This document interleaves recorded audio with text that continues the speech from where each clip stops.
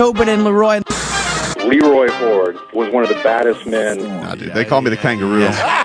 Tobin and Leroy, ready to deploy. Had to hit it with a little journalism, but that was a decoy. Better ask about me, boy. Okay, Leroy and Tobin, host of the showman. Still silly sauce with the show with. Till then, it's half moon open. Sometimes cold takes like a snowman. No proof, I'm a lie about a molding. No proof. Like I always wanted him, I never hated him, I never traded him, and if I did, I never ever trade again. What is in store? Like under the seat of the driver's side floor, it's Goosies galore. So many more from 6 in the Mars, never a more. Man, if I'm honest, the damage is done. Silly sauce on unlimited funds. Join us on Twitch for unlimited fun. J-Fig and Marcos, you with it or what? Tobin, give two who Tobin is. Oh, double digits last night, low dog. Beautiful intro video, Marcos. Yeah. Thank you, sir. I did what I could.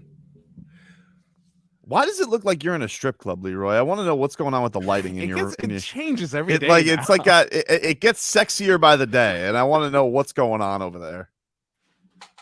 It's Fonz. What does he make? He needs mood lighting up here. Apparently so. I mean, it looks like the IG ass models are flowing through there. I don't know. Well, one of them just went out. I don't know what you just did. Oh yeah, here we go. Let's try over here. There you go. Doesn't look like you're in an aquarium anymore. I don't know, dude. I just listen. Sometimes I come in here in the morning. He'll just sleep in here. I'm like, so let me get this straight. I only get one room and you get two. I gotta tell you, there's a big difference between when your kids at home and when my kids at home. Because your kids get up bright and early, breakfast has to be taken care of or whatever. My kids stroll out of bed with the phrase, what we eating. Right? And the only thing that saves me is I got some free labor that can drive. Yep. But my daughter, she's just like, oh man, I'm so hungry. I'm like, what are you doing? It's 9:30. In their defense, that's you when you walk into the studio. Very true. That's literally the first thing you say. We say, what we eating today? That's the first thing you say when you walk in. You ever said I'm not hungry? I will always say that. Are you disappointed that you can't treat today because of the Heat's disappointing ass loss? Looking forward to it, dude. It's funny how you guys mock me, but when I'm chewing, y'all chewing too. Let's get to some headlines brought to you by the new Palmetto Ford Truck Super Center. Why buy your truck at a car store? Palmetto Ford. We know trucks. The Miami Heat lose to the Lakers yesterday. Sans LeBron, 112-109 in just what could be described as a putrid performance. Fat cat syndrome to the fullest. You know, I put out old Tobes keys to the game before the game. And, they call me Coach Tobes. And so, like, I got to have my keys to the game. And there was one key. You know, it was a singular key. I tweeted out, don't play like fat cats. Boy, did they come out like 5 Garfields in that first quarter. Disgusting. No LeBron. No going AD. out there. No AD. Didn't even start. It doesn't still start. Not starting Russell Westbrook. Right. So just going out there. You're losing to Schroeder, Westbrook, Patrick Beverly, a bunch of garden gnomes, and what's left of Thomas Bryant. And couldn't stop any of them. By the way, like, what did Bryant all of a sudden do that made him so effective? I don't know. Perhaps it was, hey, let's go have Bam guard Russell Westbrook because nobody can stay in front of the guards. And let's have Thomas Bryant be defended by Kyle Lowry.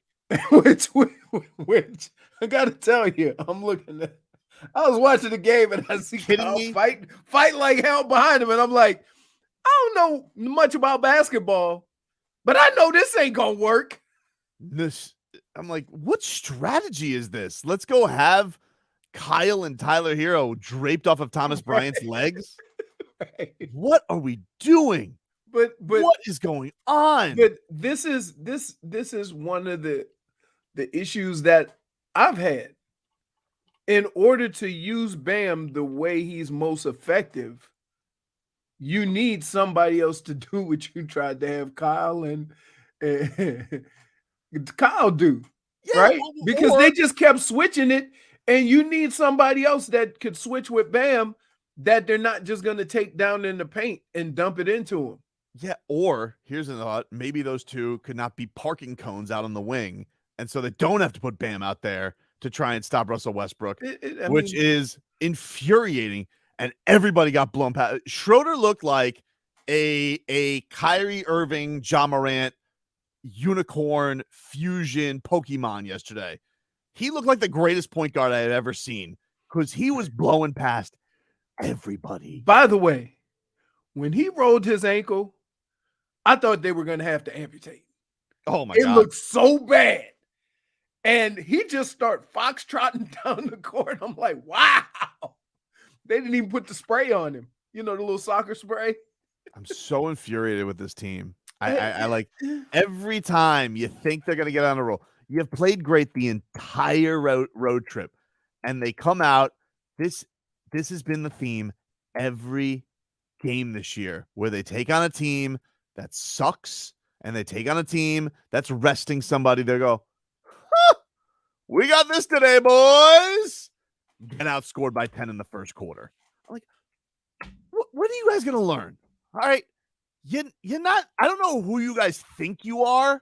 I don't know what team you think you are that can just roll out of bed and go beat anybody.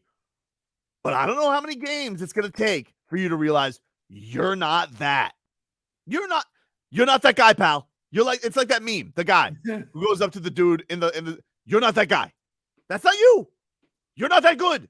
You can't do that. And even Eric Spoelstra yesterday, infuriated. And he basically called his team fat cats. He didn't say fat cats, but he basically called them fat cats. I love the way you take what somebody says and forget what they said. You make it mean what you want it to mean. Dude, I heard it yesterday. I was listening to the post game. Well, you had to clarify. He didn't technically say fat cat, but dude, you know what he meant. I've never heard any, Spo. He's always got new Spoisms. He's got a new one. And it's called burning calories. And I was like, what? Here's Eric Spoelstra after the game. Any good offensive team can get flattened out. And it felt like the majority of our possessions were flattened out. Not a lot of player movement, not a lot of ball movement, not a lot of actions that would create an advantage. You got to burn some calories to get to that, and we didn't burn enough of those kind of calories. Fat cats. He says it right there. He said burning calories. You know who doesn't burn calories? Garfield. Fat cats. The coach admits it. You can't be serious. Dude, what are you I heard that yesterday. I was like, Spo agrees with me. This is an all-time for you. How you have taken burning calories, incorporated Garfield to say he meant fat cat syndrome. It's the same thing. It's not as mean, but it's the same thing. When you say my team doesn't want to go out there and burn calories, what are you saying? Bunch of fat cats. Okay. All right. Like I don't know how to respond. I can't. There's nothing to respond. That's what it is, dude. To be honest with you, it's hard to dispute what either one of you said because you're using your own language. He wants offense. He wants them to burn calories to create offense. And you say because they're not burning calories, they're fat cats.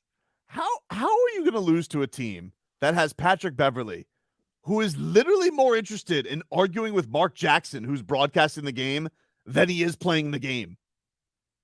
He's sitting there and he's jawing at Mark Jackson. Keep talking. Mark Jackson's like, my job.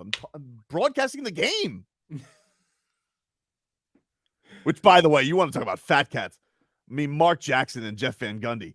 Could you get two more guys checked out during the regular season? Hey, Hey, it's pretty amazing some of the conversations they have. It is like they could be watching any sport and have the conversations they have. I was floored by them yesterday. They were talking about maintenance program. They go, and Jeff Van Gundy, like a light bulb goes over his head, and Mark Jackson's like right there with him. It's like two idiots with a bad idea, thinking they came up with a genius idea. Because he's like, oh, we got more injuries than ever. You ever think about this, Mark? Instead of maintenance program, what if somebody goes the opposite? Just plays and practices more than anybody. I agree. That'll toughen them up. Toughen them up, Jeff. I'm like, hey, bro science 1 and bro science 2. Can we focus on the game? I don't know. He sounds like he has a point. Hey, we had the same, like, there's been a lot of people to say the same thing about pitching. The Nolan Ryan? Yeah. Well, I mean, okay, is there a guy that can speak to that more than him? I mean, hey, there's a couple of guys out there that throw, a lot of innings. Dodge to and goes, Mama, there goes my attention. Point for Twitcher. Hey, I didn't watch. I watched it on On Bally? Yeah. Here's my thing with Bally. They're getting it too. Okay? And I love them. And I love all the people that work for them. You guys got to fix the score thing. I don't know what's going on. Because this is like 2 out of 3 games now where they just hide the score from you. Oh my God. I'm like, hey. I have to change to ESPN just to find the score and then go back. You guys got to fix that. I don't know what's going on there. I don't know. I'm sure it's some technical glitch. Look, we got to deal when people bitch about the Odyssey app. Old Tobes is upset that I can't get the score up there. And Eric Reed every once in a while has got to go 12-9. And I'm like, huh? What? How is this still happening? How are we don't have the score up there? They did this back in the 70s where they had the score up there. Right. And you know what? I get kind of annoyed in all sports. Like when they go to commercial break, sometimes they don't put the score on the board on the way out. So you have no idea what the score is. You feel better? Not really. No. It South says Tobin's doing this himself. Just lower your expectations. I don't feel like my expectations are very high. Just don't embarrass yourself. I don't know. You every time they play, you have already determined, right? You have already determined what the Heat should do. And that's kind of what he means. You have expectations of the team that are higher than maybe what they can perform on the court at this moment. I think I have a very good pulse of this team. Do you? I do. I You know make every a lot. Wait, they're right I around know- 500, and Mhm. you're making assumptions of teams they should be beating. I think that they should have gone on this trip, and they still can go 3-2 on this trip. But every once in a while, you're like, huh, you know what? Knock, knock. Who's there? Opportunity. And the Heat are like, no thanks. But wait a minute. Whoa. Wait a minute. We see that throughout all of basketball, all of sports. Hold on. OKC beating Boston. Stop. Dude, come on. I'm just saying. You're gonna put that team has been a sieve all year. But The why only do thing you that- think only your thing they team have- is exempt from stuff like that? Because I don't know. My expectations of a team that was in the Eastern Conference Finals last year to not lose to a LeBron-less Lakers. Which brings us back to the point. Lower your But expectations. nothing changed. It's the same team. You're Literally is the same Wait. team. you literally have not lowered your expectations just based on what you just said. I feel like I have. Last year is not this year. But they act like they walk into these games with an air of arrogance. It infuriates me. We'll get it. Jimmy Butler, dude,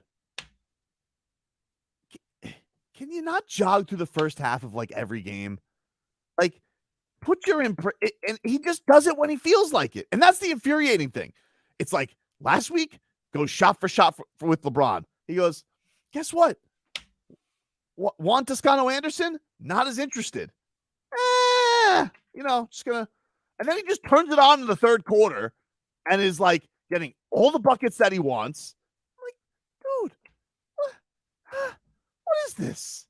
Why we wait so long? You could have done this the whole time. So,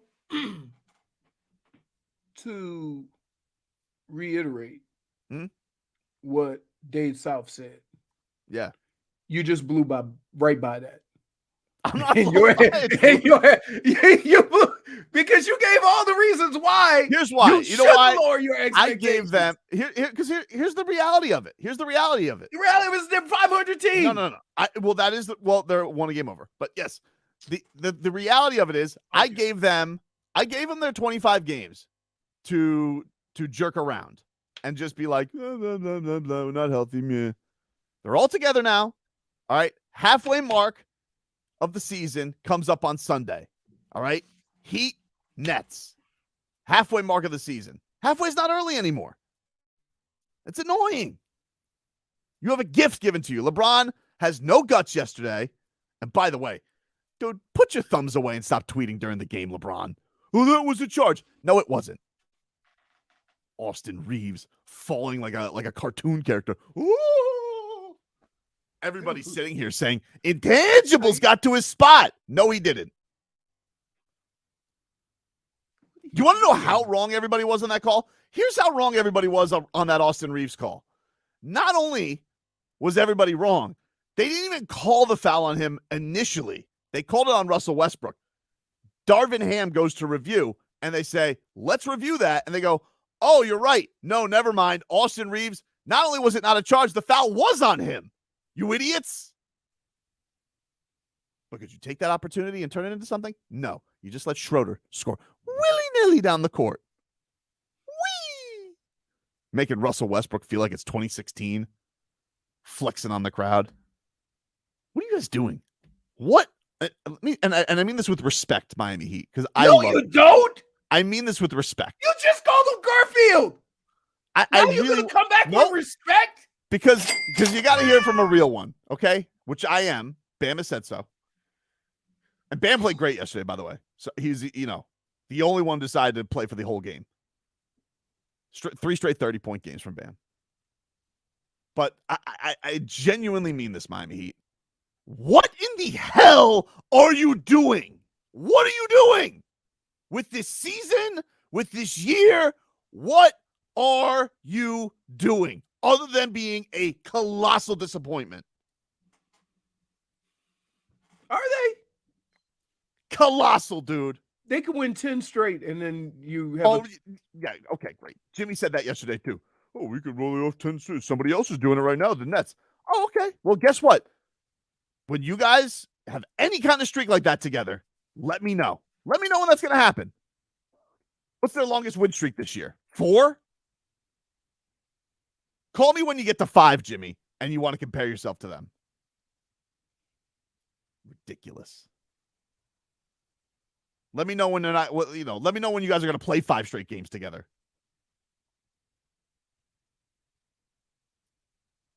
You done? Because I got to tell you, it doesn't sound like you took Dave South's advice. You just plowed through those comments and continued to keep your expectations. I'm not going to put the Heat in remedial math. You're in the class. You're in the class. And we have the answers to the test according to Spo. Right? I'm not reading your test question for question. You read the test. Because you didn't So go to we that understand class. the answers to our test. Dolphin Kane says Jimmy complimented Tobin eyes, and now that he's angry. Yeah, well, you want to know something? Because he made these eyes tear up last night. You made my eyes tear up, Jimmy. Sitting out here, letting them score on 11 straight possessions in the fourth quarter. You guys were up 6 in the fourth, and you're gonna let that team? You're gonna let that team break you down like that? Embarrassing. And you guys are telling me it's my fault because my expectations are too high. Really? That's an interesting theory. Oh, my expectations of beating a team that's 5 games under 500 without LeBron James, their best player, and also street clothes, my expectations are too high. You know what? I'm sorry. You know what? You're right, guys. You know what? Dade South, Leroy, Jennifer, Whoa, Marcos, hey!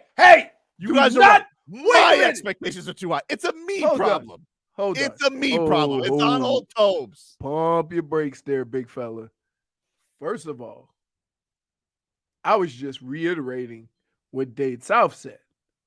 -1. And now all of a sudden, I'm getting thrown under the bus. What do you mean, You do your thing. That's what. We're lashing out. You're not upset? Heat Life or J-Fig? You're not upset with yesterday? I'm yes. I'm Yeah. frustrated. But guess what? We've been frustrated all year. They haven't really done anything to change that, because every time you start, here's what happens. They play a couple of good teams and they play well and they win. And then they go to play that third or fourth game after winning a couple. And you say, okay, let's see if we on some kind of a run. And nope. Okay, but that's been happening all year. Why? Until you see it, until you see them go on that run where you can say, okay, I think they got it. Why do you think at any point during this season that they've gotten it? Because they haven't shown it. And so if you're expecting them to show something they haven't shown so far this year, that's shame on you. No, I do think they can it's turn it shame on them. around. No, it's shame on them, not me. Your expectations are on you. I guess, you know what? Excuse me for having faith. Didn't realize. I didn't know we had a bunch of doubting Thomases in here. We don't have doubting Thomases. Oh, I we do do. believe. Hold on. I have said, I believe they're going to turn it around. They're going to go on a run. So let me get this straight. First of all, when are they going to turn it around? I can't answer. Okay. So I'm just supposed to say, I don't understand your logic here. Your logic is hold on. You think they're going to turn it around. Okay. And yet I'm not supposed to expect them to turn it around because then my expectations are too high. What am I supposed to do? You just confused me. There you go. You're expecting a cat to bark. They're cats. -1. No, -1 for you. -1 for you. You have taken it out on all of us. No, I haven't. I've Yes, taken you it out have. on them, and you've taken it as no, because you No, guys. because you included us in your last. Yeah, because the Yes. three of you, you don't know what you -1. want. Hey, I can't shoot no threes, Brendan. Don't you first name me. You keep first talking. named all You of us. talking to me like that? Like it's I'm out there shoot threes. I can't guard Schroeder. Bunch of third little pigs out there. Brick house yesterday. It happens. Jimmy's hitting the most threes on the team now. What are we doing? It happens. Max Strus. And now Duncan's out for a month. I've gotten 25 straight minutes on this. We should probably take a break. You think?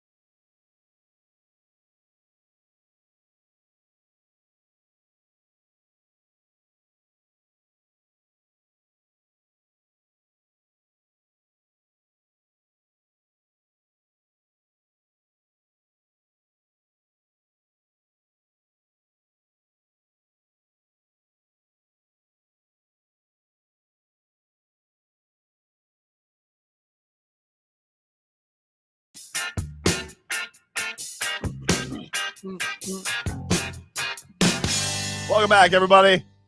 Good sting. Tobin and Leroy here with you on 560 WQAM. Got another pair of Heat and Nets tickets. The Heat will show up to that one because, it's an actual good team they're taking on. So, can't promise what they're going to do against the Thunder 2 days later. Wow. Okay. Oh, 25 minutes, and then you add the first seconds of this segment. Right. I can go all day. We got baby. 15 minutes of Heat coming More, up. by the way, more people agree with me than you guys. They think you guys are being okay, but hold on. sitting We out here haven't on the made our sideline. points. Go ahead, make your points then. Go ahead.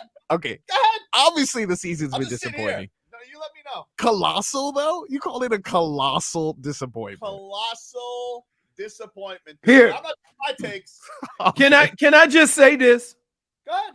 A colossal disappointment is when you expect it to be a certain place at the end of the season, and that's all but gone. The opportunity for that. That's not true. That's not true yet. So you could say you're disappointed to this point, but a colossal disappointment, again, it's a colossal disappointment if they don't make the playoffs or don't or end up just getting swept in the first round or something like that. No, it's colossal disappointment. The Kane season. That's a colossal. Yeah. Yeah. That is a I colossal. don't think we're there disappointment. yet. We're not there yet, Okay. dude. Yeah. You guys just let me know. We'll talk in April then. Okay. Let me know. I'll do the show in April. This Okay. is the most passive aggressive Lash you got. Yes, it I'm is. not lashing out. I'm trying to listen Wait. to you guys. Taking your advice. Shoes up, arms folded, So speaking from afar. And I love how he's like, "Oh yeah, make your points," but you hear him yelling in the background. Like, I would like to make it. What's your point? You're not disappointed, J-Fig? I'm disappointed. It was a pretty bad loss yesterday, but he like for right here. I'm still gonna have that hope I got until. hope too. You know what hope No, you gets don't. Stop it. Crushes you. Oh god, this guy is Now, sad. make up your You mind. should- You guys This wanna- man has one tear fall out of his eye yesterday. You should Damn. always be crushed though, because your expectations are so much higher Yeah. than everybody else's. Yeah, but that's the thing. And then you get I hurt. know. Oh, Here's the you thing, though. got closer. The thing with me, my superpower is I can always bounce back like that. We beat the Suns, great road trip.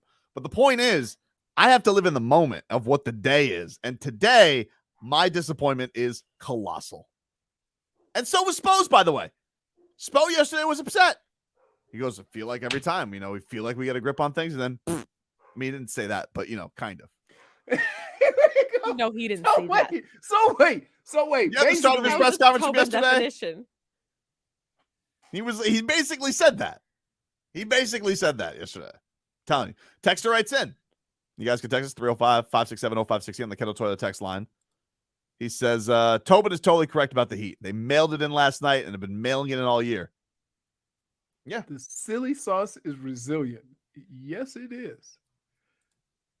If we beat the Suns, great. Right. road. That's it. This is why it is so hard. This is why it's so hard to deal with you. 3-2 is a great road trip. Wait. This is why it's so hard to deal with you on a day-to-day basis, because your mind frame, like you just said something, and it's a colossal disappointment, right? But if they win tomorrow, great road trip. 3-2 is a How good are road trip. we supposed to take that information in? Are we supposed to be upset and hope for the best? Or is the season lost? But here's the thing. Like Dade South says, they mailed it in because that's what they do. Just accept it. I can't, dude. I don't live in that world where it's just like, you'll be happier if you realize this is what they are. I don't do life like that. I don't go about sports like that. I don't. You know me. I go up, I go down. I go up, I go down. That's how I like to live my life. I don't like to live the whatever. I did that. And by the way, I did that more this season, longer than I ever have. I used to wear every single game. I'm like, you know what? They haven't been healthy. They haven't been together. I'm going to show some perspective. It's only 25 games. I look up at the calendar. We're at the halfway point. It's time. No, we're not. Dude, Sunday is the halfway point. No, it's not. Dude, What are they? it is. They're We have 41 games on Sunday. oh, okay. Told you. See? Now you're on my side. No, I did not say. Hold on. I love when you do this. First of all, You agree? not on your side. Dude, Not on your side. you just realized it's a lot deeper in the season than you thought it was. Yeah, Okay? it's January. Things are supposed to get going in January. All right. Great. Like that's always your trump card to everything. If you ever want to squash a Tobes argument, you're just like, well, it's game 8. Well, it's January. Oh, it's game 1. You know what? Why can't you ever just be on the same wavelength as me as far as a moment in time? Nobody plays every game the way you want them to play. That's why they play 82 of them. Come on, dude. So you don't think they can bounce back from this? I didn't say that. But like the thing that's annoying about it is they should take advantage of this. And You if know you the tell, other and team- by the way, right now, I swear to God, if the next words out of your mouth are they have pros too, I'm walking out. Because Juan Toscano Anderson, not a pro. Okay. They have pros too. Thomas Bryant on a no, not you. I'm talking about him. Leroy, say it. Because Thomas Bryant on one leg, not a pro. Russell Westbrook, the corpse of Russell Westbrook, come on. Patrick Beverly was more interested in arguing with broadcasters. Time out. You can't say nobody can stay in front of Russell Westbrook and Schroeder, right? Embarrassing. Nobody can stay in front of him and then call him a corpse. Because if you're calling them a corpse and nobody can stay in front of them, what are you saying about your team? What are you saying about Kyle Lowry? I'm not, no, put it on me. No, here we go. Oh my goodness. You are something. You are something. You act as if though the Heat are the only team with professional basketball players. Andre Dawson on YouTube says Tobin sounding like every Miami sports Redditor now. Yep. So you're one of the flock. I'm the shepherd. No, you're not. I lead the flock. No, you don't. You guys are just rogue livestock. Somebody locked the Celsius fridge. Honestly, yesterday while he was watching the game, I was like, he needs to put down the Celsius because he just You were drinking one during the game? Hmm? You were drinking a Celsius during the game? I actually had Cafe Bustelo before the game. See, I knew he was. West Coast. I knew there was something. It's a West Coaster. He was popping off on the chat. What? Whoa! Wow! It's a show pony -1, and then somebody snuck a fat ass in there. I know. I didn't see it until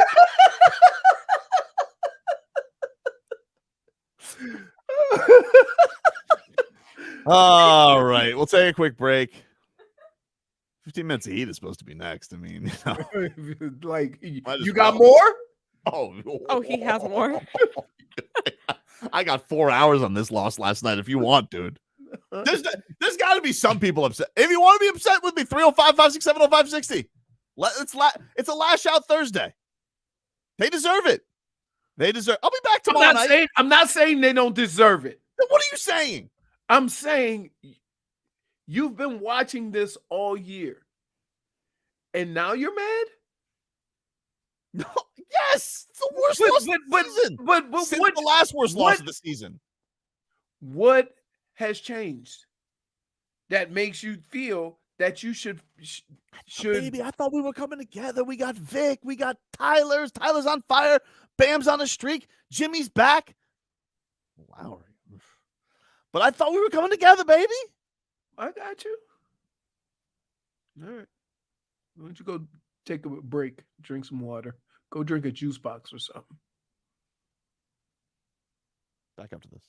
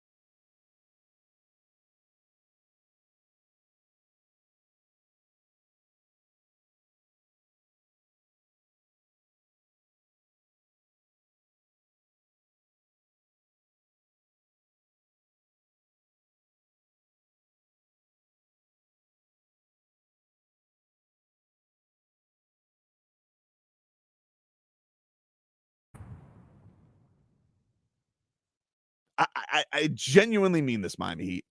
What in the hell are you doing? This is 15 minutes of your Miami Heat. Broward Health, celebrating 85 years of service to our community. Then, now, forever. Broward Health. 15 minutes of Heat here for you on 560 WQAM. No, Leroy, not showing up for the segment. Much like your favorite basketball team last night. Jesus. Relentless. I'm not relentless, dude.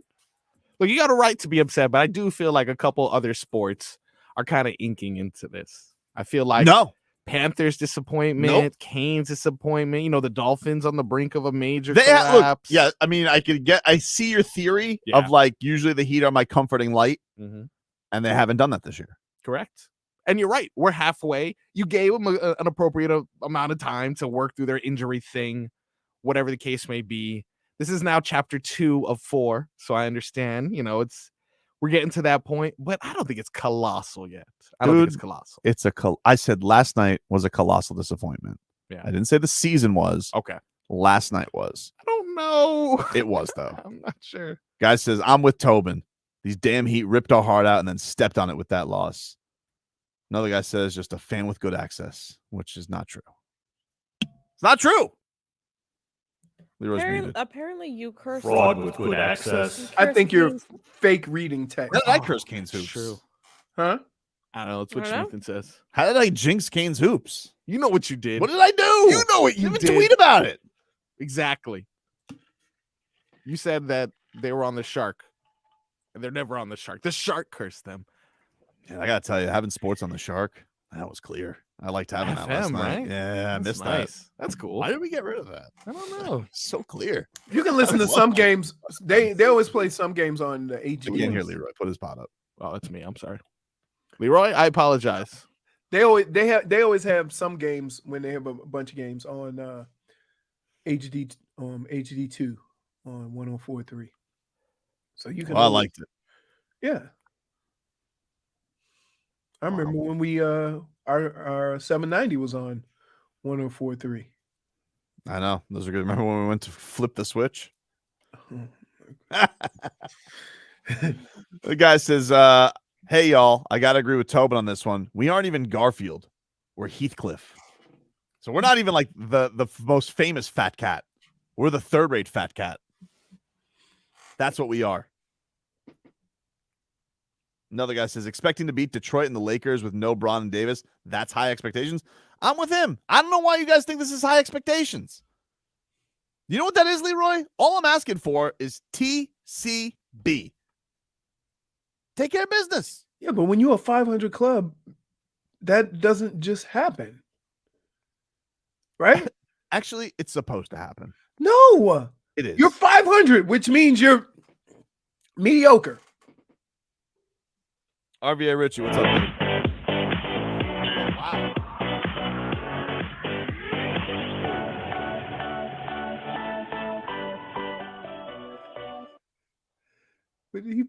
RVA Richie, you there? Did he put us on hold? Did we get put on hold? No, I'm here. Oh. I'm here. What was Sorry, that? guys. I felt like a parody was coming or something. I pressed the hold button. You guys saw me with my cell phone yesterday. It looked like my dad. That was your whole anyway, music? so yeah. Wow, anyway, this is very I can't upbeat. believe I came to South Florida. I'm glad I paid for the NBA tickets, and I'm glad that I watched that game yesterday on local television because that wasn't worth anything last night. I'm with you, man. That effort was very disappointing. And they were playing a whole bunch of scrubs, like you said, Toscano, and that guy from Bryant. He was in Washington Wizards. I saw him every night. He's a bum. Dude, I'm telling thank you guys. Thank you so much for everything, you guys. I love you guys so much. It was an honor to visit you guys. Yeah, it was great seeing you yesterday, buddy. Again. Yeah, care package is coming. I'm sending something nice from Virginia for y'all. So just wait up. Appreciate it, buddy. Safe travels. There you go. RVA Rich. If you guys So wait. 305-567-0560 is the phone number if you guys want to call in. So, but only if you agree with me. so can you play Hmm? a game like that and win? Because we associate fat cat syndrome. Yep. We associate lack of effort. Mhm. We associate all these things with losing. Mhm. But are we going to those excuses because they lost? Or is it possible that they play like that and actually win a game and we still have the same feelings? Why would I have the same feelings if they won? That doesn't even make any sense. Like Because what they are you still talking about? because they very easily could have won that game Why playing would- the same crappy way. Really? Oh, you could win easily giving up scoring on 11 straight possessions down I'm just saying they lost by 3. dude. So Yeah. they could They lose. They lose or win every game by 3. right. Every game is that. Which is the And by the way- definition, which is and the by the way- definition of mediocre. And by the way, you want to know? It wasn't even the fourth quarter, which was awful. The first quarter was the biggest poop show because you know what it felt like. I'll tell you what that first quarter was. Jeffy, you want to know what that first quarter was? This is coming. Yes, tell me. Marcos, you want to know what that first quarter was? I would love to know. Hold on, this guy's calling me. Hey, 560 WQAM, what's your name? Jim. What's up, Jim? How you doing? Not good, dude. Sorry, can't hear you. I said not good, dude. How are you? You're on the air. I'm good. Oh, hi. I'm on the air? Yes. Oh, okay. Well, I'm going to talk about the Heat for a second. First of all, I'm not a Heat fan, but I am a Pat Riley fan. I like Eric Spoelstra's a great coach. Do you think after all these years with Spoelstra, maybe he's losing the team a little bit? They're not listening to him. I'm not saying he's not coaching right, but, maybe deaf ears. No. But hey, can I ask you something? You want to know what I thought about that first quarter last night? I'm sorry? You want to know what I thought about that first quarter last night? Yeah. All right, hold on. Hey, 560, you're on the air. Yes, good afternoon. I just wanted to... Hello? Hey, what's up, man? Tobin's here. Oh, what's up, guys? Good afternoon, or good morning, rather. Yep. I just wanted to say that I don't know if we can necessarily say that Miami had a bad game per se, but in terms of shooting the three-point percentage, what was it, 6 for 25? It was awful. Yeah, no, I could definitely say that we could definitely use Fat Cat dunks out there last night, possibly. Yeah, he's hurt. Yeah, but look, I think Miami had a decent game throughout. I saw the entire game for once. The third quarter was non-existent. Can we say that Jimmy is back? No. I mean, Jimmy didn't go anywhere. He's just been hurt. And what are you talking about? You thought that was a great game all the way through. No. It was a decent game. No. Miami had a decent game throughout. It was down to missed shots. You want to know what I thought of that first quarter? What did you think of that first quarter? Hold on. 560, you're on the air. What's your name? John, I'm calling to see what do you think of the first quarter last night? I'm glad you said. Thanks, John. Hold on. Let me tell you about that first quarter, J-Fig, okay? Jesus Christ, that's I love it. Tell me. That first quarter reeked of we just spent 4 days in LA. Hung over, dude. South Beach flu, gun, got turned right back on them. I mean, you want to talk about lollygagging. We just got to spend all this time on the West Coast with Hollywood. That's what that first quarter was, Leroy. Atrocious. Hung over. It was just 2 days ago. Well, they just got to LA, though. You know, it's tough to get your bearings. Man, can you picture him having a conversation with little Tommy? No. Tommy comes in and he goes, Tommy, sit down. Look, you're going to hate this, but this is a little TTL. You mailed it in yesterday in school, son. Mailed it in. what are you doing? 2 days ago, you were happy. We both mailed in homework yesterday. We wanted to get that done. My 2 wife days was ago, watching. 2 My days wife ago, was. you were happy. Make sure he does his sight words. Oh, we did. Did you do the new list? Yeah. She knew we were lying. You guys look at each other like, sucker. You looked over at Tommy. Go. No, he crumbled. He crumbled under the pressure. No. And he had to do his new words with her. Oh no. But she goes, "You got homework?" I said, "I got it. I got it, sweetie." You know. Oh, when you say sweetie, she knows you ain't got it. No way, dude. She has to. Now you know what. When you say you got it, that means now she got to check on 2 people's homework. He goes, "Write your own sentence. What do I have to write?" Like, you just write whatever. The Heat had fat cat syndrome last night. That might be the sentence he writes today. We went with "I love burritos" for his sentence. He does love burritos. That's a very good sentence. It is a good sentence. It has the who, the what. You're just missing the where. And then Where are the burritos and from? then my wife, such the stickler, she goes, "This is what you have him write." What do you want? I go, "What's wrong with that?" She goes, "I love burritos." Really stretched out there. And she goes, "And by the way, where's the period?" Are you kidding me? You're going teacher on me? Like, what do you want? Why'd you miss the period? I don't know. Huh? Want him to write his first novel now? Like, what is she expecting? Oh, where? And a period. Yeah, if you put "from Chipotle" in a period, That's it. that's an A+ right there. That's a sentence. Look, I'm going to take a break from the Heat. Oh, nice. I need a cleanse. Now we move on to greater pastures, the Dolphins. Oh my goodness. Don't lose. Back after this.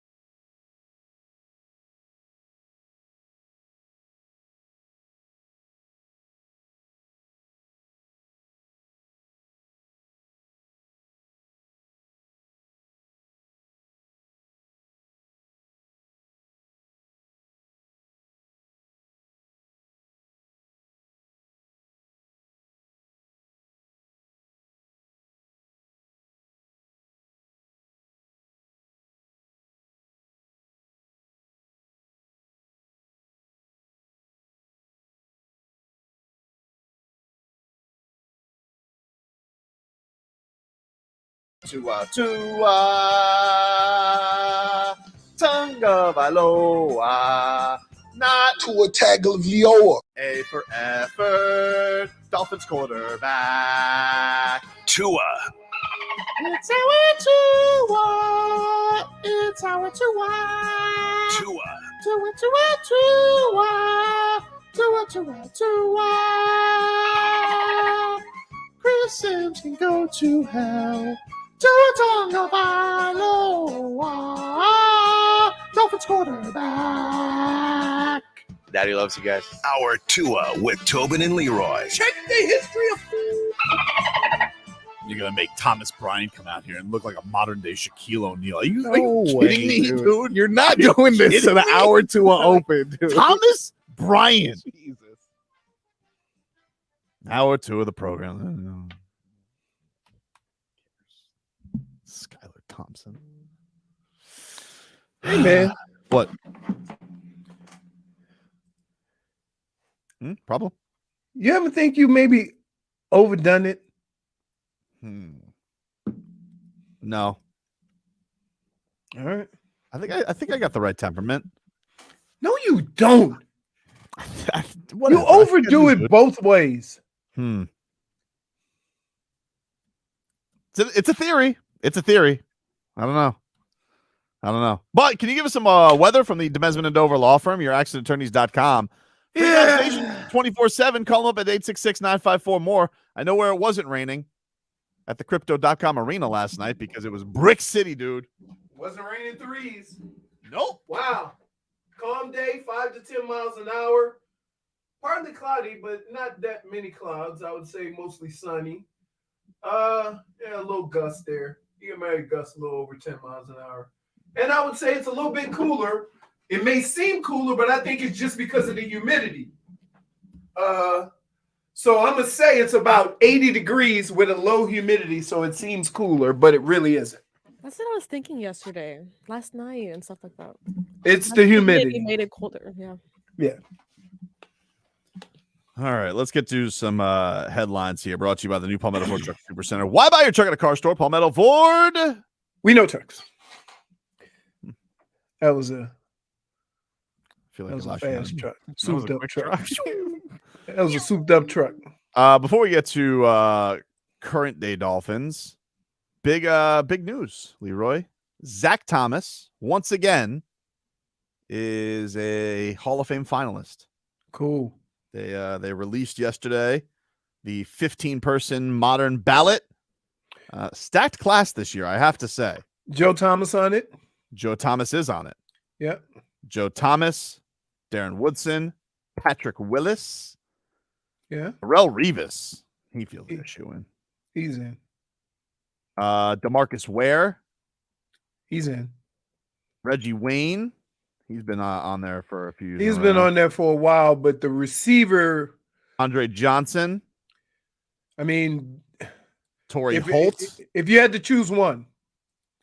Andre Johnson. Gotta go. I'd go Dre. Right. Okay. I'd go Dre. All right. More of like a he was the guy, Reggie was was the guy after the guy. But if like all of that class has gotten in there, all of those Reggie Wayne seems like he was number 2 to Marvin Harrison. Yes. Even though his numbers stand alone. So how do you Yeah, I don't know. mean? And Andre Johnson was the guy. Andre Johnson had to play with Matt Schaub, who was bald by the time he was 23. Devin Hester, finalist. Well, I would say this. If Devin Hester is on it, I would think Metcalf should be in before him because he was the OG of what Devin Hester did. Dwight Freeney. He's in. I'm saying it's gonna be a tough class for Zach Thomas, dude. I feel like it is because there's only 5 get in, 5 get to the final vote, and then 5, and they have to get I think 80%. Oh no! So there's only 5 that go from the finalist group? From this finalist group. Yeah, it goes. Pro Football Hall of Fame announced their list of finalists, which is later cut down to 10. then 5 who will be voted individually for enshrinement. Once the ballot is cut to 5 players, the finalists must at least get 80% of the vote from the selection committee. Wow. It's I'm This is a looking tough at this. I'm class. like, this is Jared Allen, Oh. Rondé Barber. Here's what sucks. Feels a It lot is more a stacked than last year. boatload of pass rushers. Yep. And a boatload of people that have numbers that we all know, like sack totals, like when you go sack totals, touchdowns, yards, right? Those are the key things, right? It's hard to say, oh, he's got more tackles than anybody in the NFL. Like, you know what I mean? That doesn't have the same cachet as sacks or touchdowns or yards. So, I think it's because Zach's Hall of Fame campaign, it feels like the last 3 years has been pretty hot, and it felt very close. And this is what kind of worries you, like when he gets to the this new point. classes that come in. Yeah, this is where you're like, this feels like it's going to be hard for him. Right. Fascinating to see him versus Patrick Willis, because that's like same position, different era. Zach Thomas goes before Patrick Willis. I'd be shocked if Patrick Willis was elected to the Hall of Fame before Zach Thomas, because you can't look at Patrick Willis's numbers and overlook Zach Thomas. You can't do it.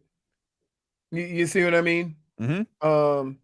So I'd be inclined to say that if they say let's take a linebacker, then it'd be Zach over Patrick Willis, which, I mean, sometimes it has to do with exposure more than anything.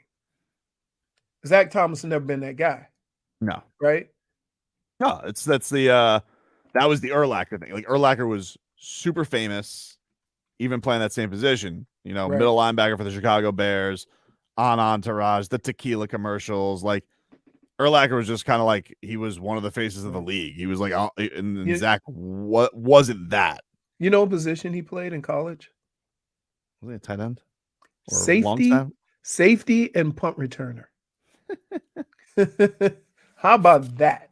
That's a really tough. I mean, I hope he does make it, obviously, but man, see, if I'm looking at this list, Revis feels like the biggest shoo-in, right? Right. But here's the deal, and here's how I feel about the Hall of Fame. If you're looking at a guy and you're trying to determine whether he's a Hall of Famer based on everybody else that's up for the Hall of Fame that year, then maybe he's not a Hall of Famer, because your numbers should speak for themselves, and it shouldn't have anything to do with anybody else's numbers. Yeah, it's just tough. But like when more guys become eligible, it's tougher to crack, right? Yeah, that's just the natural thing of it. What happens is you can get lost with all the new names coming in that are shoo-ins. Joe Thomas, you think he's gonna? I mean, I feel like he's a Hall of Famer. Do you think he makes it first ballot? Yes, I think what people have said about Joe Thomas, it's unfortunate. He had no success on a football team. None. Which is weird, because you're talking about one of those positions that is a must-have, and it didn't matter. You know what I mean? I think if I was running a team, most people say, oh, you got to have a left tackle, you got to have this. I want playmakers. I want guys who can impact the game regardless of what's going on. And sometimes we get caught up in protecting assets. And then when those assets aren't worth protecting and you got to replace those assets, a guy like Joe Thomas gets lost, in what he's doing and how great he's been playing the game of football. And that's unfortunate. But I mean, can we think of a guy who is gonna go to the Hall of Fame that played on teams as bad as Joe Thomas's? They've all had some success. It was so, but that's the thing I think that does speak to his greatness is we all know that he was great, but his teams were terrible. Right. He also has a pretty he has a pretty successful post football career. So he's on television a lot. We see Joe Thomas a lot. And I do think that stuff matters. Yeah. But that's just the thing. Like, I can't think of a player that went to the Hall of Fame that played on teams as bad as Joe Thomas did. Yeah. I mean, it's crazy, right? You know, everybody has had that national success. That success where you've seen them in the playoffs, you've seen them in Super Bowls, you've seen them, you know, in various isolated games and stuff like that. Joe Thomas was never on prime time, like very little. So the fact that his name is a household name might mean something simply because he was that good. Yeah. Ah, man. I mean, look, they're all really, really good. I mean, like, you know, I don't want to be the Basketball Hall of Fame and let everybody in, but I just think I looked at this list and I was like, geez, look at these names. These guys. And they're all, and here's the deal. You have that many pass rushers. Are you going to have to choose, you know, are you going to have to not vote for one of those guys? Yeah. Between the pass rushers, in the wide receivers. Right. You know, I don't think any wide receivers are getting there because the numbers are just so gaudy now that their accomplishments get lost. You know what I mean? Mm-hmm. Because you got tight ends doing what they're doing. Is this Andre Johnson's first year or second year up for this? It's first, right? Second. Is it a second? I think you might be right on that one.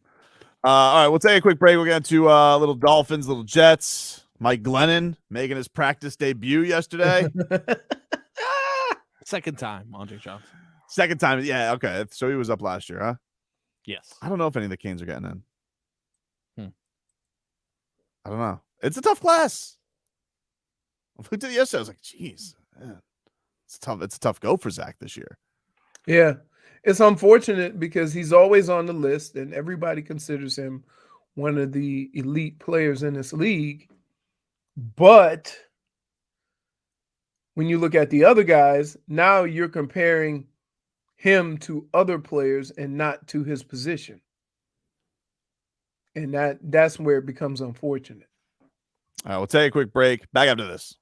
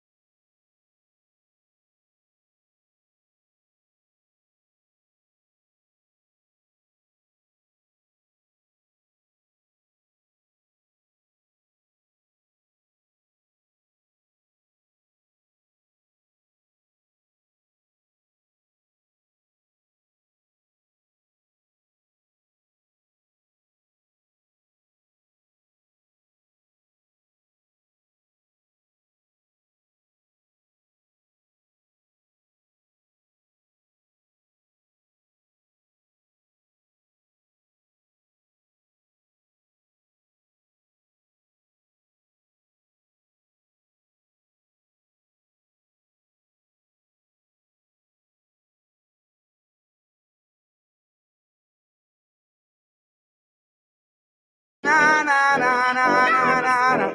Oh, na, na, na. All right, welcome back, everybody. Tobin and Leroy. Who am I?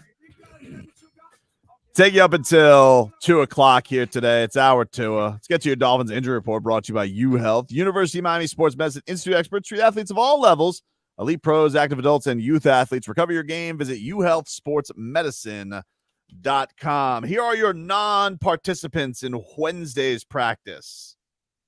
Teron Armstead, Bradley Chubb.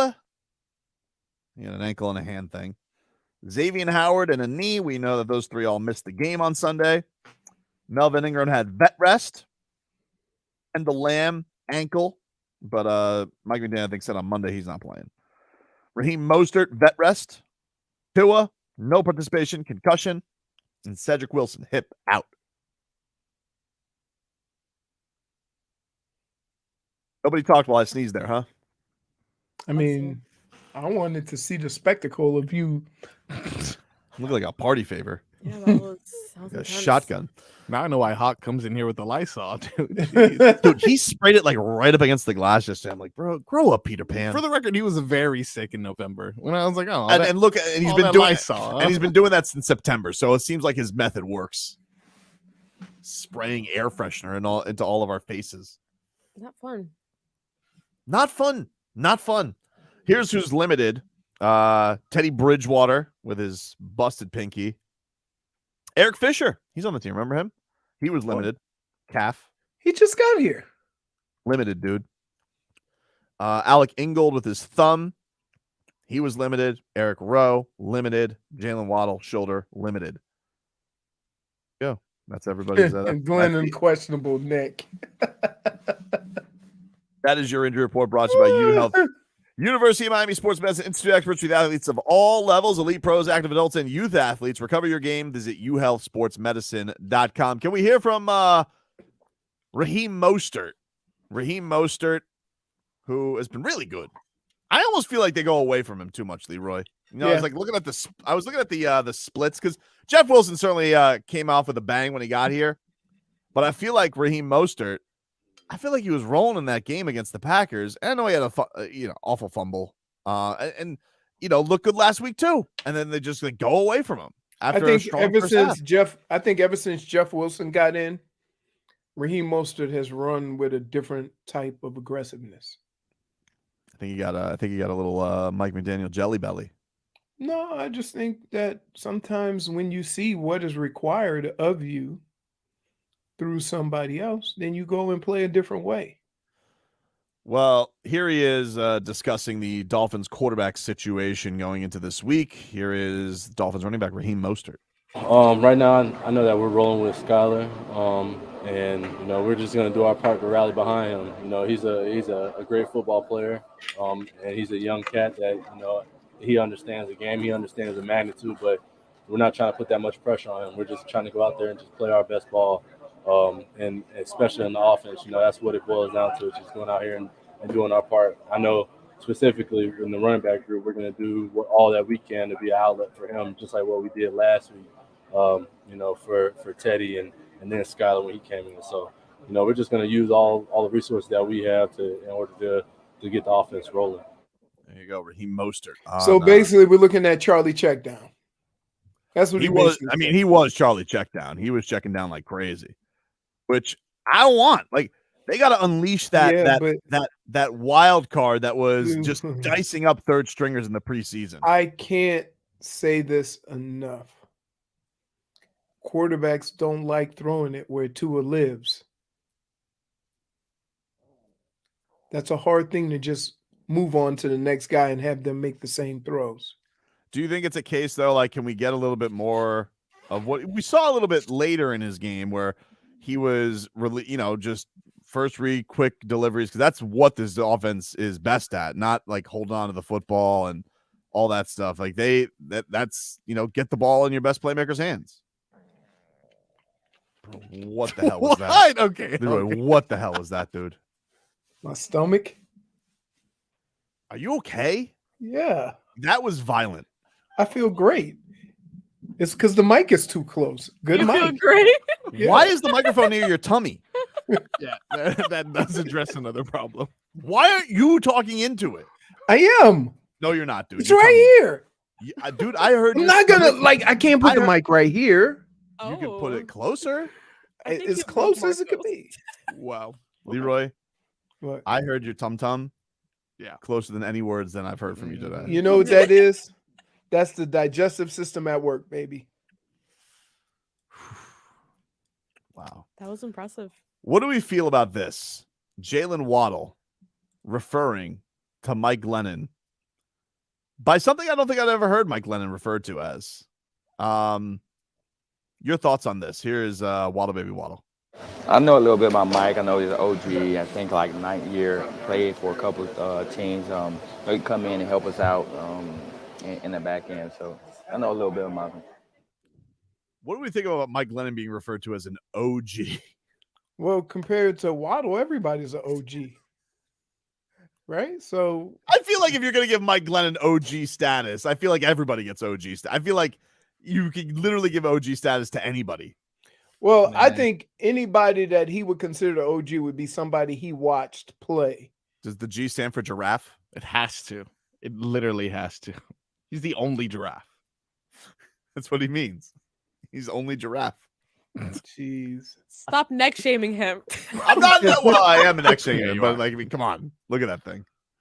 It's impressive. Did you see the tweet we got sent yesterday from the dude who turned him into a goose? No, I haven't really looked at. Let me see. Oh my goodness. It was delightful. No, not that one. No, not that one. I'll send it your way, JFig, so you can get it there for the audience. Mike Glennon's an OG.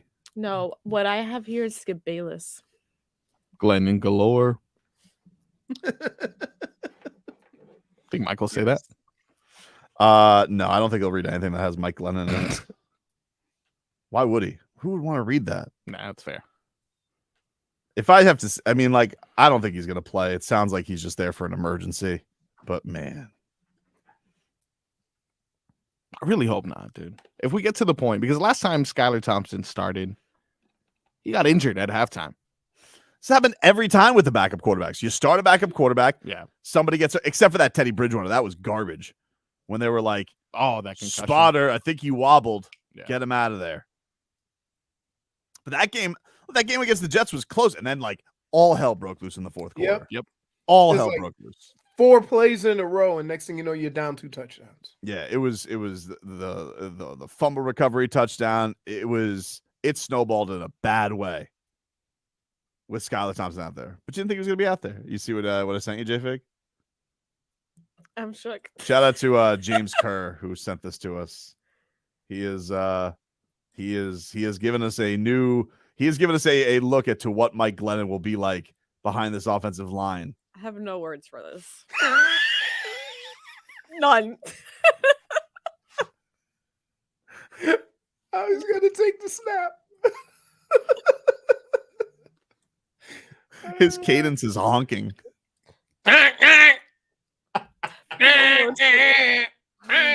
Oh man. We'll take a quick break. Leroy's gonna get something for his tummy. We'll be back after this.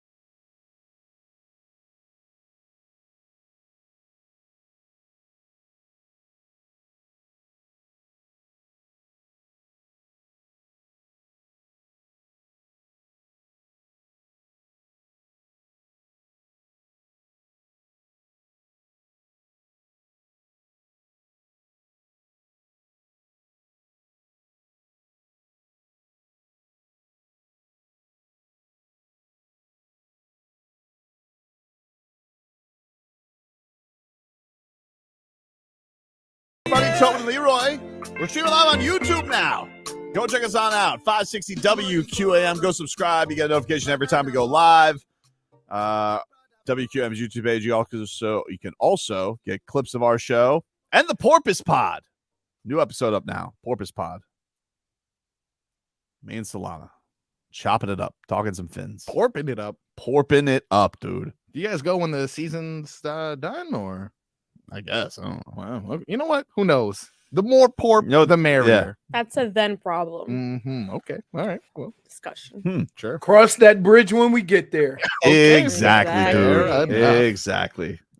So Marcos, you got something coming up, man? Like, what's this deal? I mean, you keep badgering me. You're like, you gonna be here next week, man? That's true. That's true.